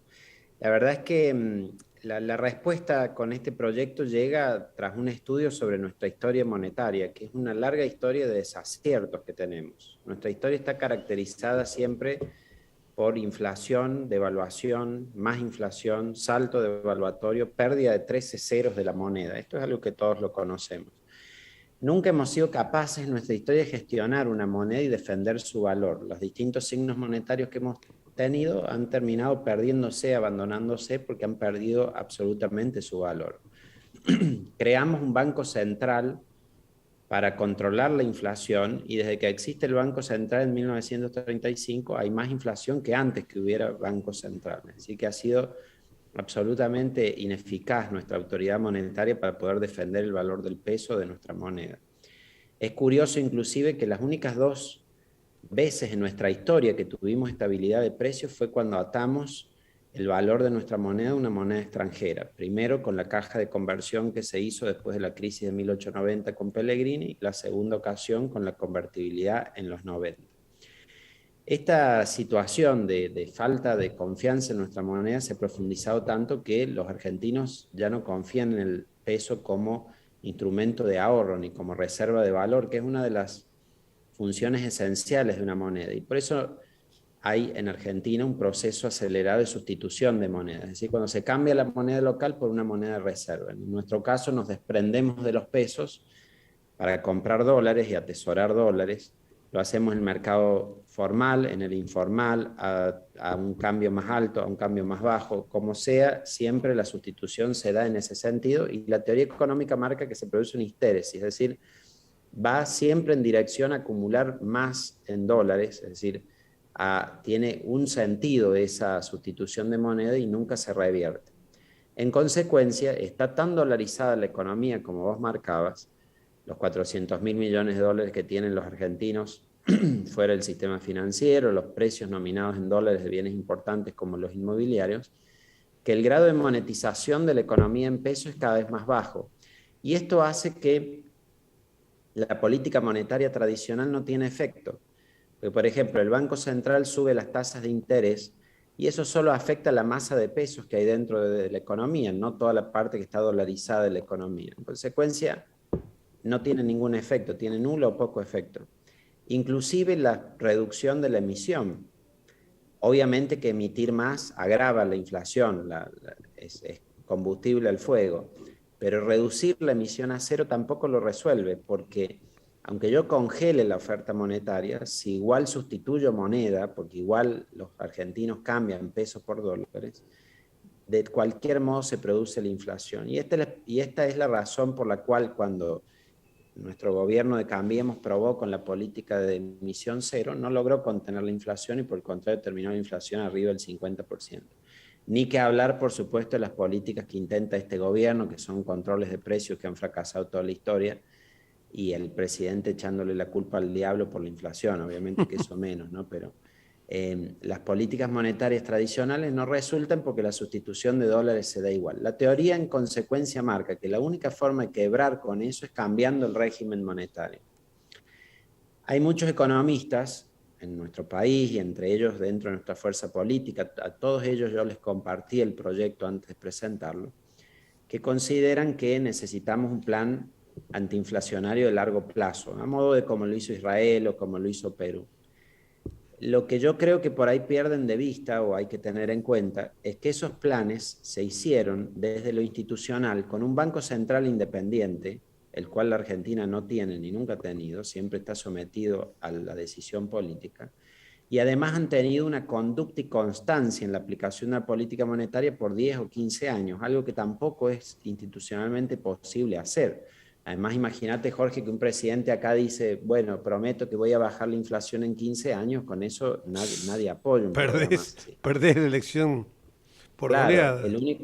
El problema es que dicen lo vamos a resolver en un corto plazo y tampoco adoptan ningún programa que tenga esa capacidad. El único programa que permite en un plazo de 18 o 24 meses terminar con la inflación es un cambio de régimen monetario que implique dolarización. Cuando digo dolarización, estrictamente podría ser la adopción del dólar, del euro, del yuan, de otra moneda. Elijo el dólar en el proyecto porque obviamente hay una adopción cultural muy fuerte ya de los argentinos por el dólar, de usar eso como moneda como reserva de valor, y por eso es mucho más fácil hacerlo de esa manera. No tiene que ver con Estados Unidos, ni con la dependencia, ni con la soberanía, ni con ninguna de estas cosas que se suelen alegar. Tiene que ver simplemente con que es la moneda que ya los propios argentinos han elegido. Y eso quebraría completamente la inflación en un plazo de 18 a 24 meses y nos permitiría estabilizarnos, de la manera que lo hizo, por ejemplo, Ecuador, que tenía más de 100% de inflación, muy superior a la nuestra hoy, dolarizó, a los 18 meses la llevó a un dígito y ahora lleva 22 años continuos de estabilidad sin tener incremento en los precios, lo cual para nosotros, por supuesto, sería envidiable. Aclaramos un poquito este tema. ¿Sería que sustituiríamos la moneda en las transacciones comerciales, el peso, por el dólar? O sea, todos cobraríamos en dólares, los precios estarían en dólares. Eso sería sería la moneda de curso legal. Sería la moneda de curso legal y forzosa, con poder cancelatorio. Claro, hay distintas formas de llegar a una dolarización. Hay quienes proponen en la teoría económica también llegar a una dolarización espontánea, que es, por ejemplo, quienes entre los liberales como Milei han propuesto la dolarización. Lo que hablan es de una libre elección de moneda, que es ponerle al peso a competir con el dólar. Obviamente, si uno libera todos los controles de cambio, libera los cepos y permite que las operaciones se hagan en dólares, los contratos se hagan en dólares, eso va a resultar rápidamente en una dolarización, porque nadie se va a querer quedar con los pesos, va a querer cambiar al dólar el precio que sea. Y eso resulta en una dolarización. El problema de hacerlo de esa manera es que puede, si la sustitución de moneda es muy acelerada, muy rápida, puede espiralizar los precios en pesos también, claro, y llevar a un episodio hiperinflacionario que sería muy riesgoso, muy desordenado. Es por eso que la forma en que ya lo he propuesto en el proyecto de ley, que es al modo como lo hizo Ecuador, es con una dolarización oficial, es decir, hay un proceso de conversión de los activos, salarios, precios de la economía, dispuesto por ley, se fija un tipo de cambio de conversión, se establece un tiempo de implementación y durante ese tiempo de implementación todos los precios de la economía son convertidos de pesos a dólares, hasta que cuando todo ya esté nominado en dólares, el peso se elimina y se abandona definitivamente. Eso es una dolarización oficial, como para distinguirla de lo que sería una dolarización espontánea de la economía, que está pasando, por ejemplo, hoy en Venezuela. Es increíble, Venezuela hoy tiene menos inflación que Argentina. Pero porque, claro, el bolívar perdió tanta fuerza y que se terminó la población dolarizando de facto, pero son procesos absolutamente desordenados y que en realidad habría que evitar llegar a eso, hay que resolverlos antes de que eso ocurra. Sí, una Osvaldo. Pregunta política. Sí. Veamos, la preocupación por la estabilidad, por supuesto que todos la compartimos, y a mí me despierta dudas, pero no soy economista. O sea que si esta fuera un mecanismo eficiente para terminar con la inflación, como dice Jorge, hay que dejar de lado cualquier cuestión nacionalista o de soberanía mal usada, porque la soberanía monetaria es lo que no tenemos, precisamente por la inflación. Claro. Ahora, me llama la atención, vos sos radical. No, hasta ahora que yo sepa, este proyecto no ha sido compartido por otros diputados de tu bloque ni de la decisión, digamos, del bloque radical que integran el Lustó, bueno, en el Senado, Tetaz, etc. Y además pareciera contrario a la postura que ha tenido por mucho tiempo el radicalismo, que ha sido liberal en lo político, pero más estatista. Yo soy afiliado radical, lo digo, y creo que es un error esto, en lo económico. ¿Cómo lo ves vos desde ese punto de vista? Es interesante lo que planteas, porque creo que desde la política hay mucho prejuicio y también hipocresía. La hipocresía está cuando los políticos hablan desde el presidente para abajo de ahorrar en pesos y desdolarizar, cuando en realidad todos ahorramos en dólares. Entonces sabemos que el dólar es una moneda preferible al peso, sabemos que el peso no cumple con su función, y sin embargo cuando hablamos de dolarizar genera como asusta, ¿no? Y eso hace que yo presente un proyecto que habla de dolarización oficial y algunos no quieren ni pasar del título, o lo buscan desacreditar diciendo, bueno, en 7 artículos se quiere, cuando en realidad son 30 páginas de un proyecto que fundamenta cómo llegar a esos 7 artículos de cambio del régimen monetario. Me doy cuenta que esto sucede porque, por ejemplo, hay diputados de todos los partidos que integran Juntos por el Cambio que en privado me manifiestan, estoy de acuerdo con lo que planteas, creo que esto lo resolvería, es muy bueno lo que decís, pero en público dudan de expresarlo porque saben que hay un prejuicio, o se dan cuenta, por supuesto, los políticos, que hay un prejuicio sobre la discusión de esto que los puede terminar sucediendo como pasó con esta reprimenda del presidente del partido tan furibunda. Yo creo que el problema es que si nosotros nos basamos en los prejuicios y ciertamente en las agresiones para discutir estos temas, nunca vamos a salir del problema, porque este es un problema central que la economía argentina tiene, del cual no podemos salir, ningún gobierno encuentra la solución. Entonces nosotros lo que debiéramos estar es dando un debate basado en evidencias, datos, buenas prácticas de lo que otros países hacen, no en el prejuicio. Porque cuando se trata de reducir uno de estos proyectos a decir que es de izquierda o de derecha, como si fuera una cuestión ideológica, en realidad no, es un instrumento que la teoría económica da para resolver un problema. Para mí no es una cuestión ideológica elegir la dolarización. Está bien, los liberales lo comparten porque tienen su visión de la economía y cómo resolverlo, pero no es una cuestión ideológica, es un tema de que la teoría monetaria marca que hay que recurrir cuando hay un nivel de inflación demasiado elevado, que se espiraliza, que no se puede resolver por las políticas monetarias tradicionales, la teoría marca que hay que cambiar el régimen monetario. Y la práctica marca que la única forma de salir de una inflación tan alta y poder hacerlo en un plazo más o menos razonable dentro de un periodo de gobierno es con una solución así dura y drástica. Entonces, para mí pasa por ahí la discusión. Y yo, por supuesto, lo hago desde mi formación académica. Yo soy abogado, magíster en economía, maestrando en políticas públicas y administración pública, y desde lo que me he formado, estudiado, lo digo, la respuesta es desde ahí. No viendo la sensibilidad cultural que hay sobre el tema, que evidentemente la hay que tenerla en cuenta, pero lo que busco es tomar la herramienta política económica que resuelve el problema que tenemos.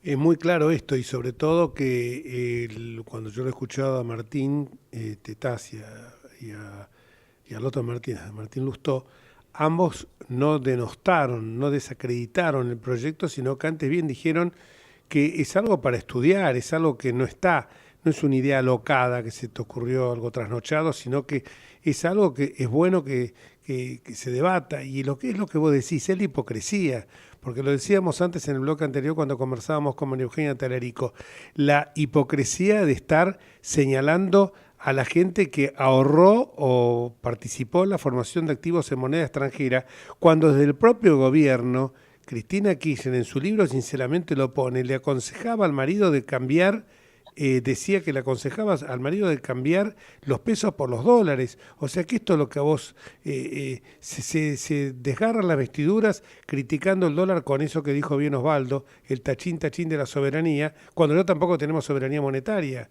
Por eso, ¿quiénes te acompañaron en el proyecto?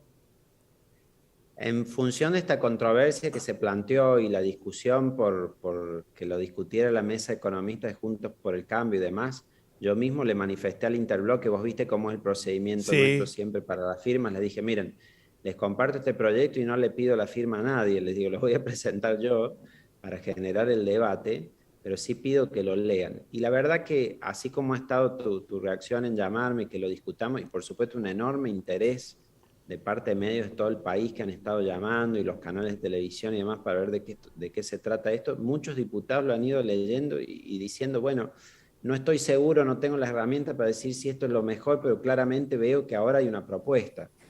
también pasa eso. Estamos todo el tiempo hablando que el precio del tomate, que el IPC de febrero, pero a nosotros nos han elegido para encontrar soluciones. No para ser comentaristas.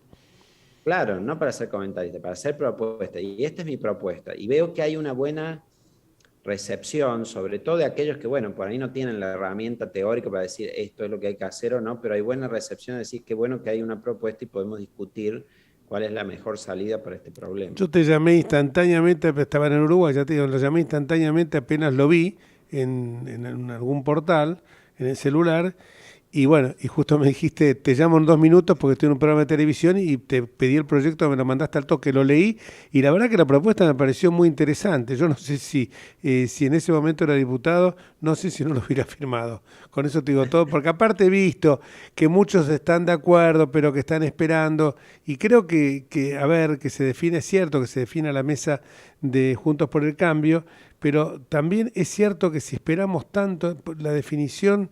viste, empezamos un debate y creo que tenés que tener el disparador, y en esto te felicito y te agradezco porque fuiste el que no tuvo ningún tipo de reparo en hacerlo y se mostró auténticamente con fiera su pensamiento, como lo ha sido y hemos, incluso en alguna oportunidad hemos discutido algunos temas contigo y hemos tenido una votación diferente y todo, pero lo importante es esto, poder debatir ideas, saber convivir, más allá que podamos discrepar, obviamente en cuestiones mínimas.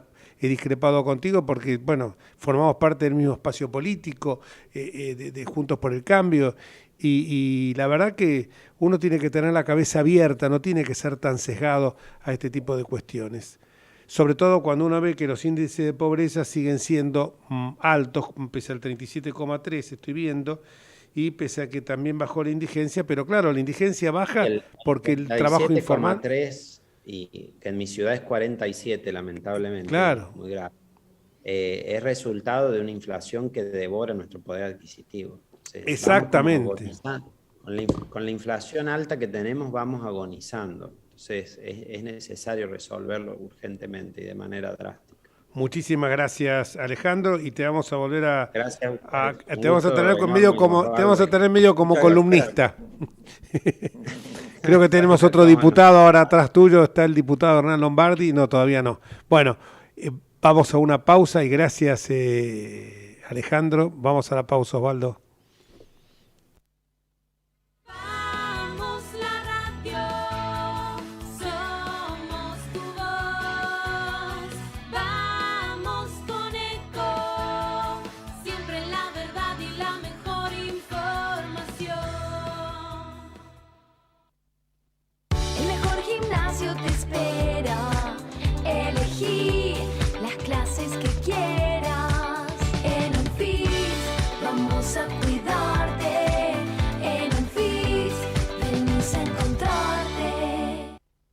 ¿Cómo prevenir dengue, zika y chikungunya? Sin criaderos no hay dengue. Limpia tu patio de objetos que acumulen agua. Elimina agua estancada de recipientes. Reemplaza con tierra o arena el agua de tus flores.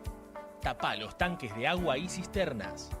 Tira y perfora llantas para que no acumulen agua. Limpia floreros y bebederos. Recordá, sin criaderos no hay dengue. Intendencia Menéndez.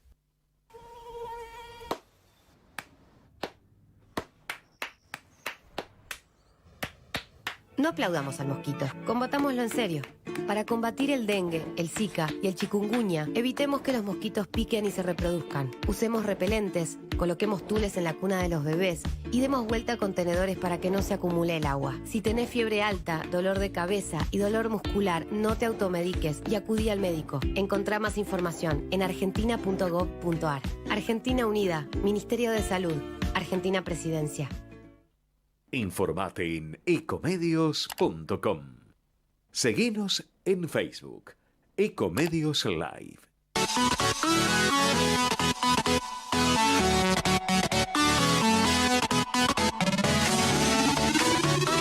Escribanos en tu ciudad. Nuestro consejo es prevenir problemas. Colegio de Escribanos de la Ciudad de Buenos Aires. Consejo Federal del Notariado Argentino. El Colegio Profesional Inmobiliario auspicia este programa. Colegio Profesional Inmobiliario, cada vez más profesionales.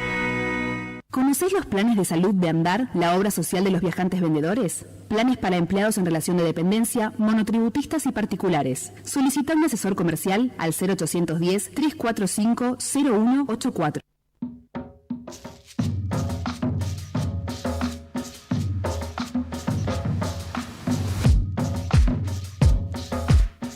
Y seguimos en el aire. Hay algunas noticias. Recién estuvo muy bien el diputado Alejandro Cacase cuando nos dijo que yo había anticipado este valor del INDEC del 37,3 de la pobreza. No es que uno quiera ser, a ver que me entiendan los oyentes, no quiero ser apocalíptico ni ver todo negro, pero quiero que me expliquen cómo puedo ver las cosas de otro color cuando escucho a un presidente que acaba de decir que la Argentina espera que la Argentina se le reconozca su carácter de acreedor ambiental porque damos mucho oxígeno a todo el planeta. Entonces yo lo que digo es algo tremendo. Ahora vamos a reclamar ser acreedores ambientales, o sea, es una cosa tras otra, todos los días, no paran. Ayer estaba con el tema de los precios que eran obra de Satanás, después con el tema de querer conculcar la libertad de expresión, y ahora lo acabo de ver en televisión. Preocupate, que se preocupe de que el 37,3% de pobreza, lo dijo bien Cacase recién, ahí está Osvaldo nuevamente, lo dijo bien recién, que era la inflación que devora el poder adquisitivo de nuestra moneda, pero también señaló que estamos todavía por arriba de cómo terminó, de cómo la pobreza que había cuando terminó el gobierno Mauricio Macri. Pero esta estupidez que hemos escuchado ahora recién de que el presidente pide que se reconozca como acreedor ambiental del planeta a la Argentina por ser proveedor de oxígeno, ya colman los límites de la estupidez. Y para colmo, y nunca digo malas palabras, pero me salió de adentro, acabo de ver que el diputado Claudio Ferreño propone una pelotudez en un momento como estamos viviendo en la Argentina, de cambiarle el nombre a la avenida más larga del mundo, a Rivadavia, por Malvinas Argentinas, como un hito para recuperar la soberanía. ¿Te das cuenta, Osvaldo, que lo que hablábamos recién, lo que vos dijiste muy bien de la soberanía monetaria, cuando hablábamos con Alejandro Cacase, es tachín, pura y exclusivamente eso? ¿Me oís, Jorge? Perfectamente. No, perdón. Sí, respecto del primer tema, yo sí lo escuché ayer a Alberto Fernández decir que ya Kirchner le había dicho que éramos acreedores ambientales porque producíamos más oxígeno que carbono. Ahora, si somos acreedores, ¿quiénes son los deudores? ¿Quién nos tendría que pagar, digamos? Esas estupideces que se dicen, digamos, porque no están todavía, no pagan ningún tributo. Pero me resulta bastante insólito. Y en cuanto a lo segundo, bueno, es este nacionalismo que suele ser el último refugio, no sé quién decía, de los canallas, y en este caso de los que ya no saben cómo gobernar. Entonces recurren a este patriota, como si ponerle un nombre a una calle, eso nos permitiera recuperar las Malvinas, ¿no? Está lleno de nombre de Islas Malvinas, de calles, avenidas, plazas. Municipio. En todo el país. Un municipio se llama. Municipio, acá, municipio en el conurbano. Y sin embargo, esto no ha tenido ningún efecto, digamos. No pareciera que les produzca ningún temor a los británicos que le pongamos un nombre así a una avenida, ¿no? No los imagino que salgan a correr y a pedirnos negociaciones porque están aterrados porque la avenida Rivadavia ahora se llama Islas Malvinas.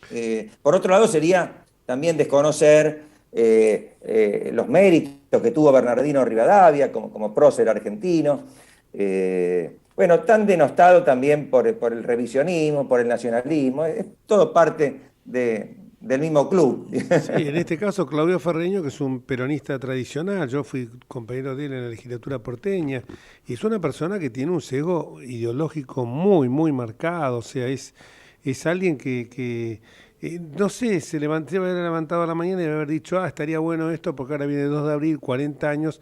Con los 40 años va a haber muchas de estos va a haber gestos, muchas de Jorge. estas cuestiones Sí. que vamos a tener, pero mientras tanto... Perdón, y vinculado, ya que mencionás lo de Malvinas, vinculado a la libertad de expresión, la semana pasada cuando vos estabas en Montevideo, y lo comentamos en el programa con Silvana Giudici, salió un proyecto, una resolución, no sé, de este organismo que integra Miriam Lewin, donde establecieron unas pautas que debían seguir, unas recomendaciones que debían seguir los periodistas cuando trataran el tema Malvinas.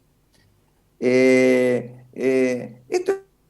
es absolutamente insólito. Los periodistas no necesitan que el Estado le diga cómo debe tratar determinado, cuál es el tratamiento adecuado, usaban este adjetivo. El tratamiento adecuado es el que cada periodista le quiera dar, eso es la libertad de expresión y la libertad de prensa. Claramente. Tenemos en línea a nuestro invitado, el diputado nacional Hernán Lombardi. Hernán, muchísimas gracias por acompañarnos, Osvaldo Emín, esta tarde ya bastante fresca de este otoño que se está anticipando al invierno notablemente, no solo en el calendario obviamente, sino también en su sensación térmica. ¿Qué tal, Jorge? ¿Cómo estás? Un gusto escucharte como siempre. Gracias, Cada vez querido. que te escucho siempre presto atención porque siempre se aprende cuando vos hablas. Bueno, es recíproco. Saludo también a acá te Hernán. saludo, Osvaldo. ¿Qué tal, Osvaldo? ¿Cómo estás? ¿Cómo te va? ¿Bien? ¿Y vos? Bien, lo más bien. Mira, la primera pregunta que te quería hacer era ¿cómo estás viendo esto de las últimas pavadas que está diciendo el presidente? Es una catarata, es una tras otra. Hablábamos recién de cómo combatir la suba de precios. Hay que, no sé, tirar hacer algún conjuro o poner una ristra de ajos en las puertas de las casas, de las góndolas de los supermercados para que los precios bajen porque Satanás está presente. La otra, lo que dijo ayer Belis, que acaba de decir Cecilia Moró que le dio vergüenza ajena escucharla a Belis. Cecilia Moró dice que le da vergüenza ajena escucharla a Belis. Esto ya es... Y ahora recién que dice que parece que, me acabo de ver en televisión, que según Alberto Fernández podemos, no sé, demandar al planeta como acreedores ambientales porque somos los grandes proveedores de oxígeno. Esto es una cosa ya tremenda, es una... Mientras tanto, otra nueva, peste de Maduro. La mujer tiene la tarea, acaba de decir en un congreso venezolano de mujeres, la mujer tiene la tarea de parir y criar. Espero que las feministas argentinas de todo el colectivo kirchnerista salgan a repudiarlo, quiero pensarlo. Pero de todo esto queríamos hablar contigo porque siempre sos una voz lúcida y un cerebro pensante, que hace tanta falta en la Argentina, ¿no? A mí me preocupa, de muchas preocupaciones, pero el presidente está extraviado, ¿viste? Está hace ya semanas largas, por supuesto no hay políticas públicas, pero las declaraciones del presidente, en lo personal, yo tocar un momento la dimensión personal y después tocar la dimensión política, está extraviado. Las declaraciones son declaraciones inconsistentes, sin sentido, con una mala elección de las palabras. Te recuerdo la elección de la discusión sobre la palabra invasión o no de Rusia a Ucrania, o la palabra guerra, cuando dijo guerra contra la inflación. Ahora la menciona a los diablos que generaban las conductas inflacionarias. Ahora esto que estás comentando vos, realmente está extraviado, está una mala situación personal, y esto agrava la situación de los argentinos, porque los argentinos entonces estamos sin rumbo y sin timón, sin timonel. Las dos cuestiones van de la mano. Yo creo que tendría que tener a alguien que me pareciera que no hay nadie que lo aconseje, o que ya no quedó nadie. Mirá, yo te lo diría así: cada vez que el peronismo se ocupó de ser gobierno y oposición al mismo tiempo, intentó serlo, pienso en Herrera, y la AAA y la tendencia de un lado y la tendencia revolucionaria y los montoneros el otro, el país terminó en una tragedia. La idea de, con sus matices, de Menem por un lado y Duhalde siendo la oposición, o si querés también más recientemente, el matrimonio Kirchner por un lado, el matrimonio Duhalde por el otro, eso le quita todo, le intenta quitar el espacio al espacio republicano democrático. Ahora, la novedad que existe en Argentina de hoy, que existe Juntos por el Cambio, con nuestros problemas, con todo lo que sea, pero que es un bálsamo y una isla de tranquilidad ante este océano embravecido de sonceras, ¿no? Entonces nosotros tenemos que mostrarnos así, la Argentina, aún en estos intentos de ser oficialismo y gobierno de oficialismo y oposición al mismo tiempo, hay un bálsamo racional que tiene problemas, que tiene dificultades, que es Juntos por el Cambio. Entonces, bueno, esto es la única novedad que tenemos con respecto a otras crisis de Argentina.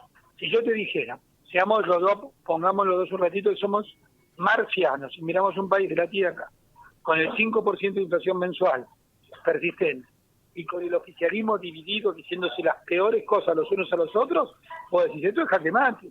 Entonces, bueno, ¿cuál es la diferencia? Que la oposición, republicana y fuerte apego a las virtudes democráticas, le dice, señores, cumplen con su deber, gobiernen hasta el final, porque el aprendizaje hay que tenerlo completo. Y yo sé que es duro, pero voy a usar una frase, ustedes dos que han compartido el colegio y algunos estudios también de latín. Hay que beber la hiel hasta las heces. ¿Sabés lo que decía? Siempre me acuerdo en estos casos lo que decía Claudio, que era emperador, pero quería volver a la República, y elige Claudio, que elige como su sucesor al peor de todos, a Nerón. El peor. ¿Por qué Claudio elige a Nerón, que es el peor de todos, como sucesor en el imperio? Porque él decía una frase: dejad que el veneno que está oculto en el fango salga a flote. O tenés que dejar que todo el veneno salga, porque si no, como en tantas veces en Argentina, se aborta el aprendizaje de la sociedad. Que gobiernen hasta el final y que ojalá les salga bien. Yo comparto este análisis y lo que vos decís sobre el rol de Juntos por el Cambio, que es muy importante. Ahora, en estas condiciones, ¿no? Con un gobierno absolutamente carente de rumbo, con un presidente extraviado y con la oposición dura dentro del propio oficialismo, y en el contexto de una crisis económica tan severa, 2 años me parece un tiempo, tengo que confesarlo, enormemente prolongado si no se da algún giro, y no parece haberlo, porque el propio presidente, en lugar de agradecerle a la oposición la seriedad y la responsabilidad, por ejemplo, en el tratamiento de la autorización para contraer deuda o para refinanciar la deuda con el fondo, vuelve a denostarla, vuelve a la denuncia penal contra quienes firmaron el acuerdo anterior. Veo una situación de muy difícil salida. Bueno, no, yo coincido con vos totalmente. Pero, y además el presidente ha optado, recién acá estaba con un gran amigo conversando sobre estos temas, y analista de la política, eso también, decía, esto se puede, ¿qué va a hacer el presidente de la Nación? Se puede expresar con el tango. Vuelvo vencido a la casita de mis viejos, con Cristina. Lo que pasa es que a veces la casita de mi viejo no te quiere recibir de nuevo, ¿eh? Entonces, empezás así. ¿Cuál es el escenario que pensás más pro? 70% de probabilidades, el vuelvo vencido a la casita de mi viejo. Ahora, el vuelvo vencido a la casita de mi viejo significa, entre otras cosas, no hacer lo que te comprometiste con el fondo, que es minúsculo, pero te comprometiste. Por lo tanto, vas en 90 días a una crisis que vos podés decir, no se puede estar peor que ahora. Yo siempre digo, muchachos, siempre se puede estar peor. Ojo, porque la irresponsabilidad de este presidente y de este gobierno es mayúscula, ¿eh?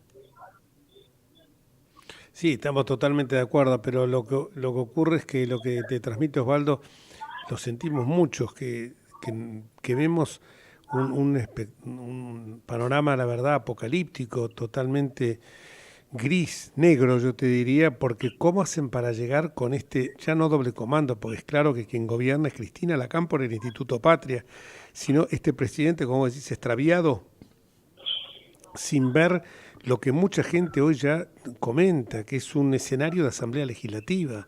Entonces vos cuando ves esto decís, porque atrás de todo esto está la gente, o sea, está que los números de la pobreza han disminuido, pero ¿por qué han disminuido? Porque hay mucho trabajo informal, pero si vos ves que el menores de 17 años hay un 51% de pobres, un gobierno que te llama para dialogar cuando te necesita, y que ahora uno ve que Massa está tratando de iniciar un diálogo, pero ¿cómo vas a poder dialogar con alguien que, por ejemplo, yo veía ayer a Horacio Rodríguez Larreta con Massa? ¿Cómo vas a poder dialogar con alguien que te sacó la coparticipación sin preguntarte nada en medio de una pandemia? Dialogar, yo siempre digo que supone reconocer que no se posee el monopolio de la legitimidad y que los derechos están distribuidos, que dialogar es fijar reglas y por tanto restringir la voluntad del que manda.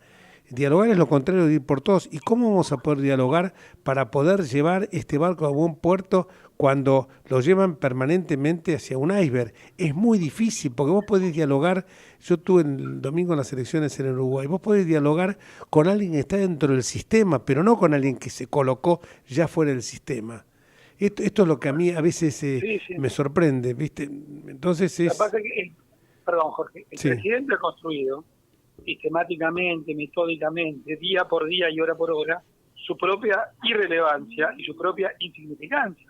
A mí me duele decirlo, porque es el presidente de mi país, ¿eh? El presidente se ha transformado en irrelevante, porque es una figura irrelevante debido a sus contradicciones, al decir el lunes blanco, el martes negro, el miércoles gris y el jueves hago lo que dice Cristina, que es como terminó siempre toda esta cuestión, ¿eh? Eso fue la verdad. Entonces el presidente construyó ser irrelevante metódicamente. Entonces la anomalía de origen de que el poder formal, Cristina Fernández, no coincide con el poder instituido, que es el de Alberto Fernández, el real no coincide con el formal, está clarísimo. Es una anomalía de base, y esa anomalía de base se iba a terminar expresando, y se terminó donde todos sabíamos que se iba a expresar, que era la cuestión económica, las diferencias de fondo que existen. Ahora, frente a eso, frente a la angustia que eso genera, ¿cuál es la posición correcta?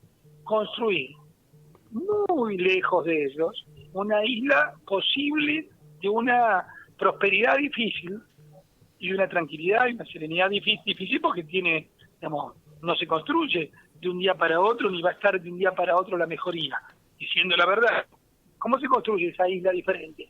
Diciendo la verdad, mostrando las dificultades, aprendiendo lo que no pudimos hacer correctamente en el gobierno 2016-2019, pero reivindicando fuertemente las cosas buenas que hicimos, reivindicándolas fuertemente y sin complejos, diciendo esto fue lo que estuvo bien, y alejándose de cualquier idea peregrina, como esto es algo que vos decís. Yo nunca coincidiré con ese pensamiento, ese lugar común que tanto existe. ¿Cómo no nos encontramos los argentinos alrededor de una mesa y resolvemos nuestros problemas? Eso es una soncera enorme, ¿no? ¿Cómo no te vas a juntar con un delincuente, con un tipo que te roba? Eso no es un mal diálogo. ¿Cómo vas a dialogar con Al Capone? Además, Hernán, perdóname, existe la gran mesa, está diseñada por la Constitución, se llama Congreso Nacional. Por eso ya está. No me inventen cosas raras. Si la Constitución nuestra siempre fue muy sabia, y cuando es honestamente aplicada, la Constitución resuelve todos los problemas. Y fíjate cómo esa mesa sirvió el otro día cuando la oposición sale en auxilio del propio Poder Ejecutivo, petardeado por su propio componente. Es decir, sirve y se requiere más debate, por supuesto, pero de entre quienes tienen la representación política. No me parece a mí, y me interesa tu opinión también, esos acuerdos corporativos, ¿no? Esa gran mesa que sería a espaldas de la ciudadanía, que me parece que es el proyecto que tienen algunos. No, pues eso sería, me adelanto a decirlo, una decepción más, porque la Argentina tenemos todos la piel tan sensible. Pensemos en todo lo que te están escuchando, que no llegan a fin de mes, digamos, pero que no es que no llegan por un poquito, no llegan ni lejos a fin de mes. Entonces, el deterioro de los salarios, todo lo que ha sucedido, el deterioro institucional, las pavadas que dice Belis, a mí me asombra lo que dijo Belis viste, estamos antes rapados. Y es el moderado. El ala moderada, digamos, las cosas que dicen. Entonces, ya esta es una situación donde nosotros, mira, me acuerdo tanto, pero la verdad que hay que tomarlo con tranquilidad, pero me acuerdo el discurso de Balbín diciendo antes que sea tarde. Después, viste, más adelante que sea tarde, antes que sea demasiado tarde. Viste que siempre pasa lo mismo. Entonces, del aprendizaje de todos, tiene que ser, nosotros somos una isla de serenidad y en todo caso, de ponerle límites a esto y de la construcción del futuro. No nos pidan más. Eso es nuestro aporte a la República, que es un aporte el mejor que podemos hacer y creo que es el estratégicamente más valioso. Estamos totalmente de acuerdo. Además, yo sé, nosotros lo que dijiste, cómo se dialogar con delincuentes, sin llegar a que, suponete que no fueran delincuentes, que lo son, pero cómo podés dialogar con tipos que se babean por Putin, que se pasean horondamente por Cuba, que callan las atrocidades del régimen venezolano y al mismo tiempo se la dan de paladines de la democracia con Nicaragua. No podés dialogar con un monologador serial como son Cristina o Fernández, Cristina o Alberto. Es muy difícil, Hernán. Entonces, cuando la gente pide diálogo, pónganse de acuerdo, la moderación, a veces suenan palabras, lugares comunes y palabras absolutamente huecas sin sentido. Acá no es matar o morir, pero acá es simplemente que nos pongamos, que primero que reconozcan que hay un sistema, como bien dijo Osvaldo, el diálogo fecundo surge del Congreso. Ahora, si en el Congreso van a actuar con hipocresía y van a actuar con prejuicio, bueno, estamos en problemas. Ahora, yo estoy de acuerdo con vos, ¿no? Estoy totalmente de acuerdo con vos. Pero yo diría lo siguiente. ¿Se puede imaginar una fuerza que ha hecho un culto más de la racionalidad y la moderación que junto con el cambio? ¿Cómo te van a hacer pasar solamente esta gente que tiene tan poco apego, digamos, a la verdad, pueda pasar a Juntos por el Cambio como una fuerza extrema? Son una fuerza moderada, racional, equilibrada. Jamás hubiéramos empujado a la Argentina al default.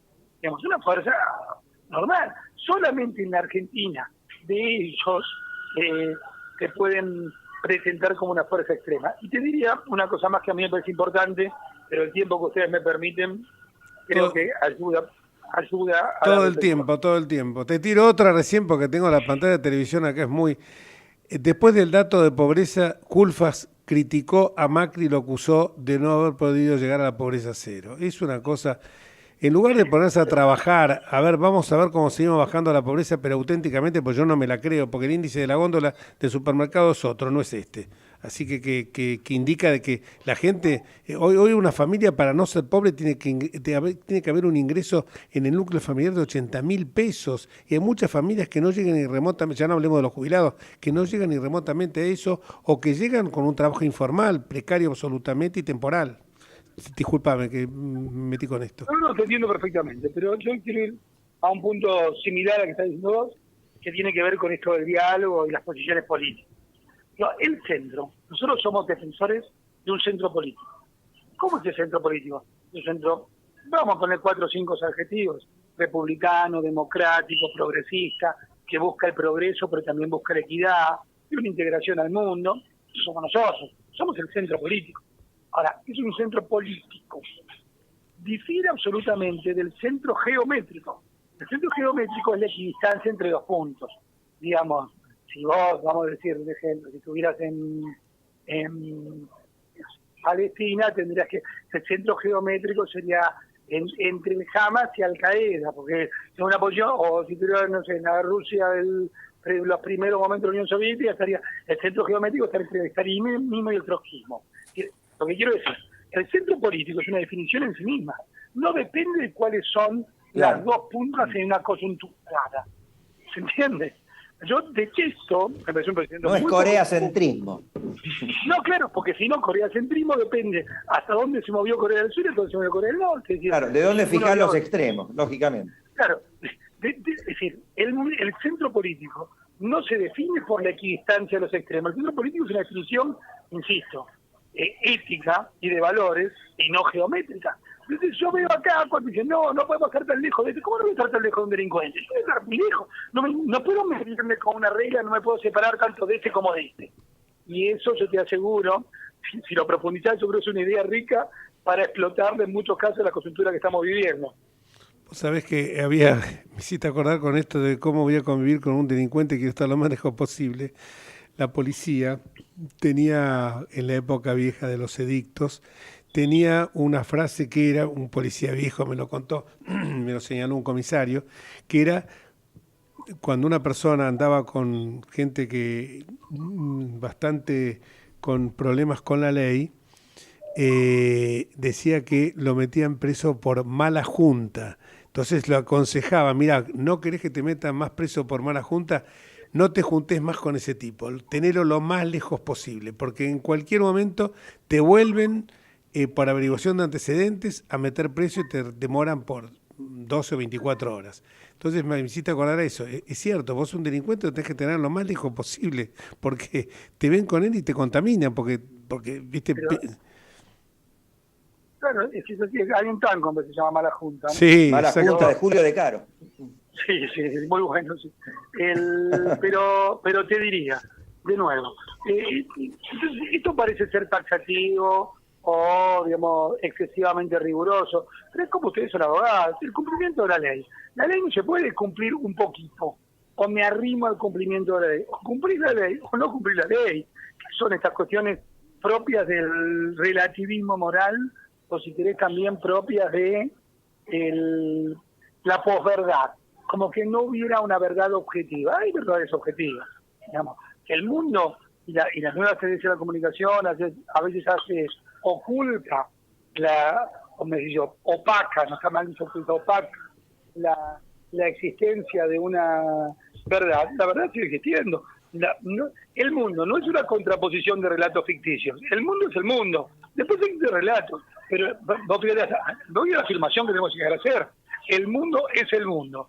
Parece una tautología. Sí, pero mejor digámosla, porque si no, no entendemos. En esta confusión que te quieren generar, nosotros decimos, mira, hay una inflación galopante, y los tipos te dicen, pero mira, bajó la pobreza. Digo, por favor, anda al supermercado. Digamos, la contratación entre la realidad. Hablando ¿no? de relato, no nos queda casi nada de tiempo y lo dejaremos para otro programa, pero me hubiera gustado una reflexión tuya sobre el 24 de marzo, no sobre la fecha en sí misma, sino sobre la conmemoración, la interpretación que le ha dado el kirchnerismo y cómo desde el otro lado me parece que hay todavía cierta culpa en refutarla de manera más contundente.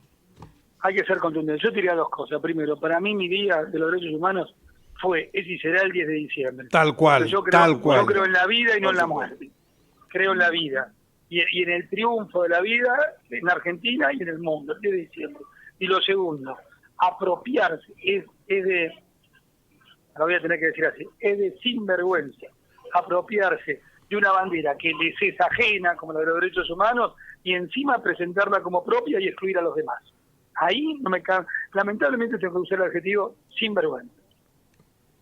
Perfecto, Hernán, le hiciste una síntesis perfecta. Muchísimas gracias, Hernán. Como siempre decimos con Osvaldo, vamos a decir una frase nueva en nuestro programa que es: el tiempo es tirano. No sé si la escuchaste alguna vez.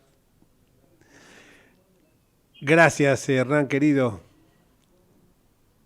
Bueno, Osvaldo, ha sido un gusto que hemos hecho esta dupla que venimos haciendo hace tantos años, ahora uno en el estudio y otro en Zoom. Después, ya el miércoles que viene... No, y la última vez hicimos desde un barco. Así al revés, claro. Vos al revés, exactamente.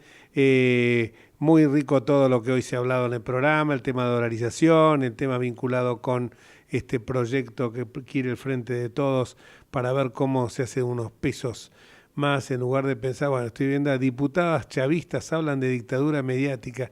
Llegaron a Argentina en una charla. ¿Con quién están? Con Mariotto, con Alicia Castro y con Vudú. Eso sí es mala junta. Y nuestro recuerdo, siendo el 2 de abril próximamente, nuestro recuerdo para los héroes, repito, de Malvinas, los que dejaron la vida en territorio argentino y que tenemos que honrarlos, no con el tachín de querer cambiar el nombre de una calle, sino con acciones concretas, que lo único que, y por la vía diplomática, desde luego, y acatando las resoluciones de Naciones Unidas. Y nos vamos hasta el próximo miércoles, si Dios quiere. Chau. Chau, Osvaldo. Chau.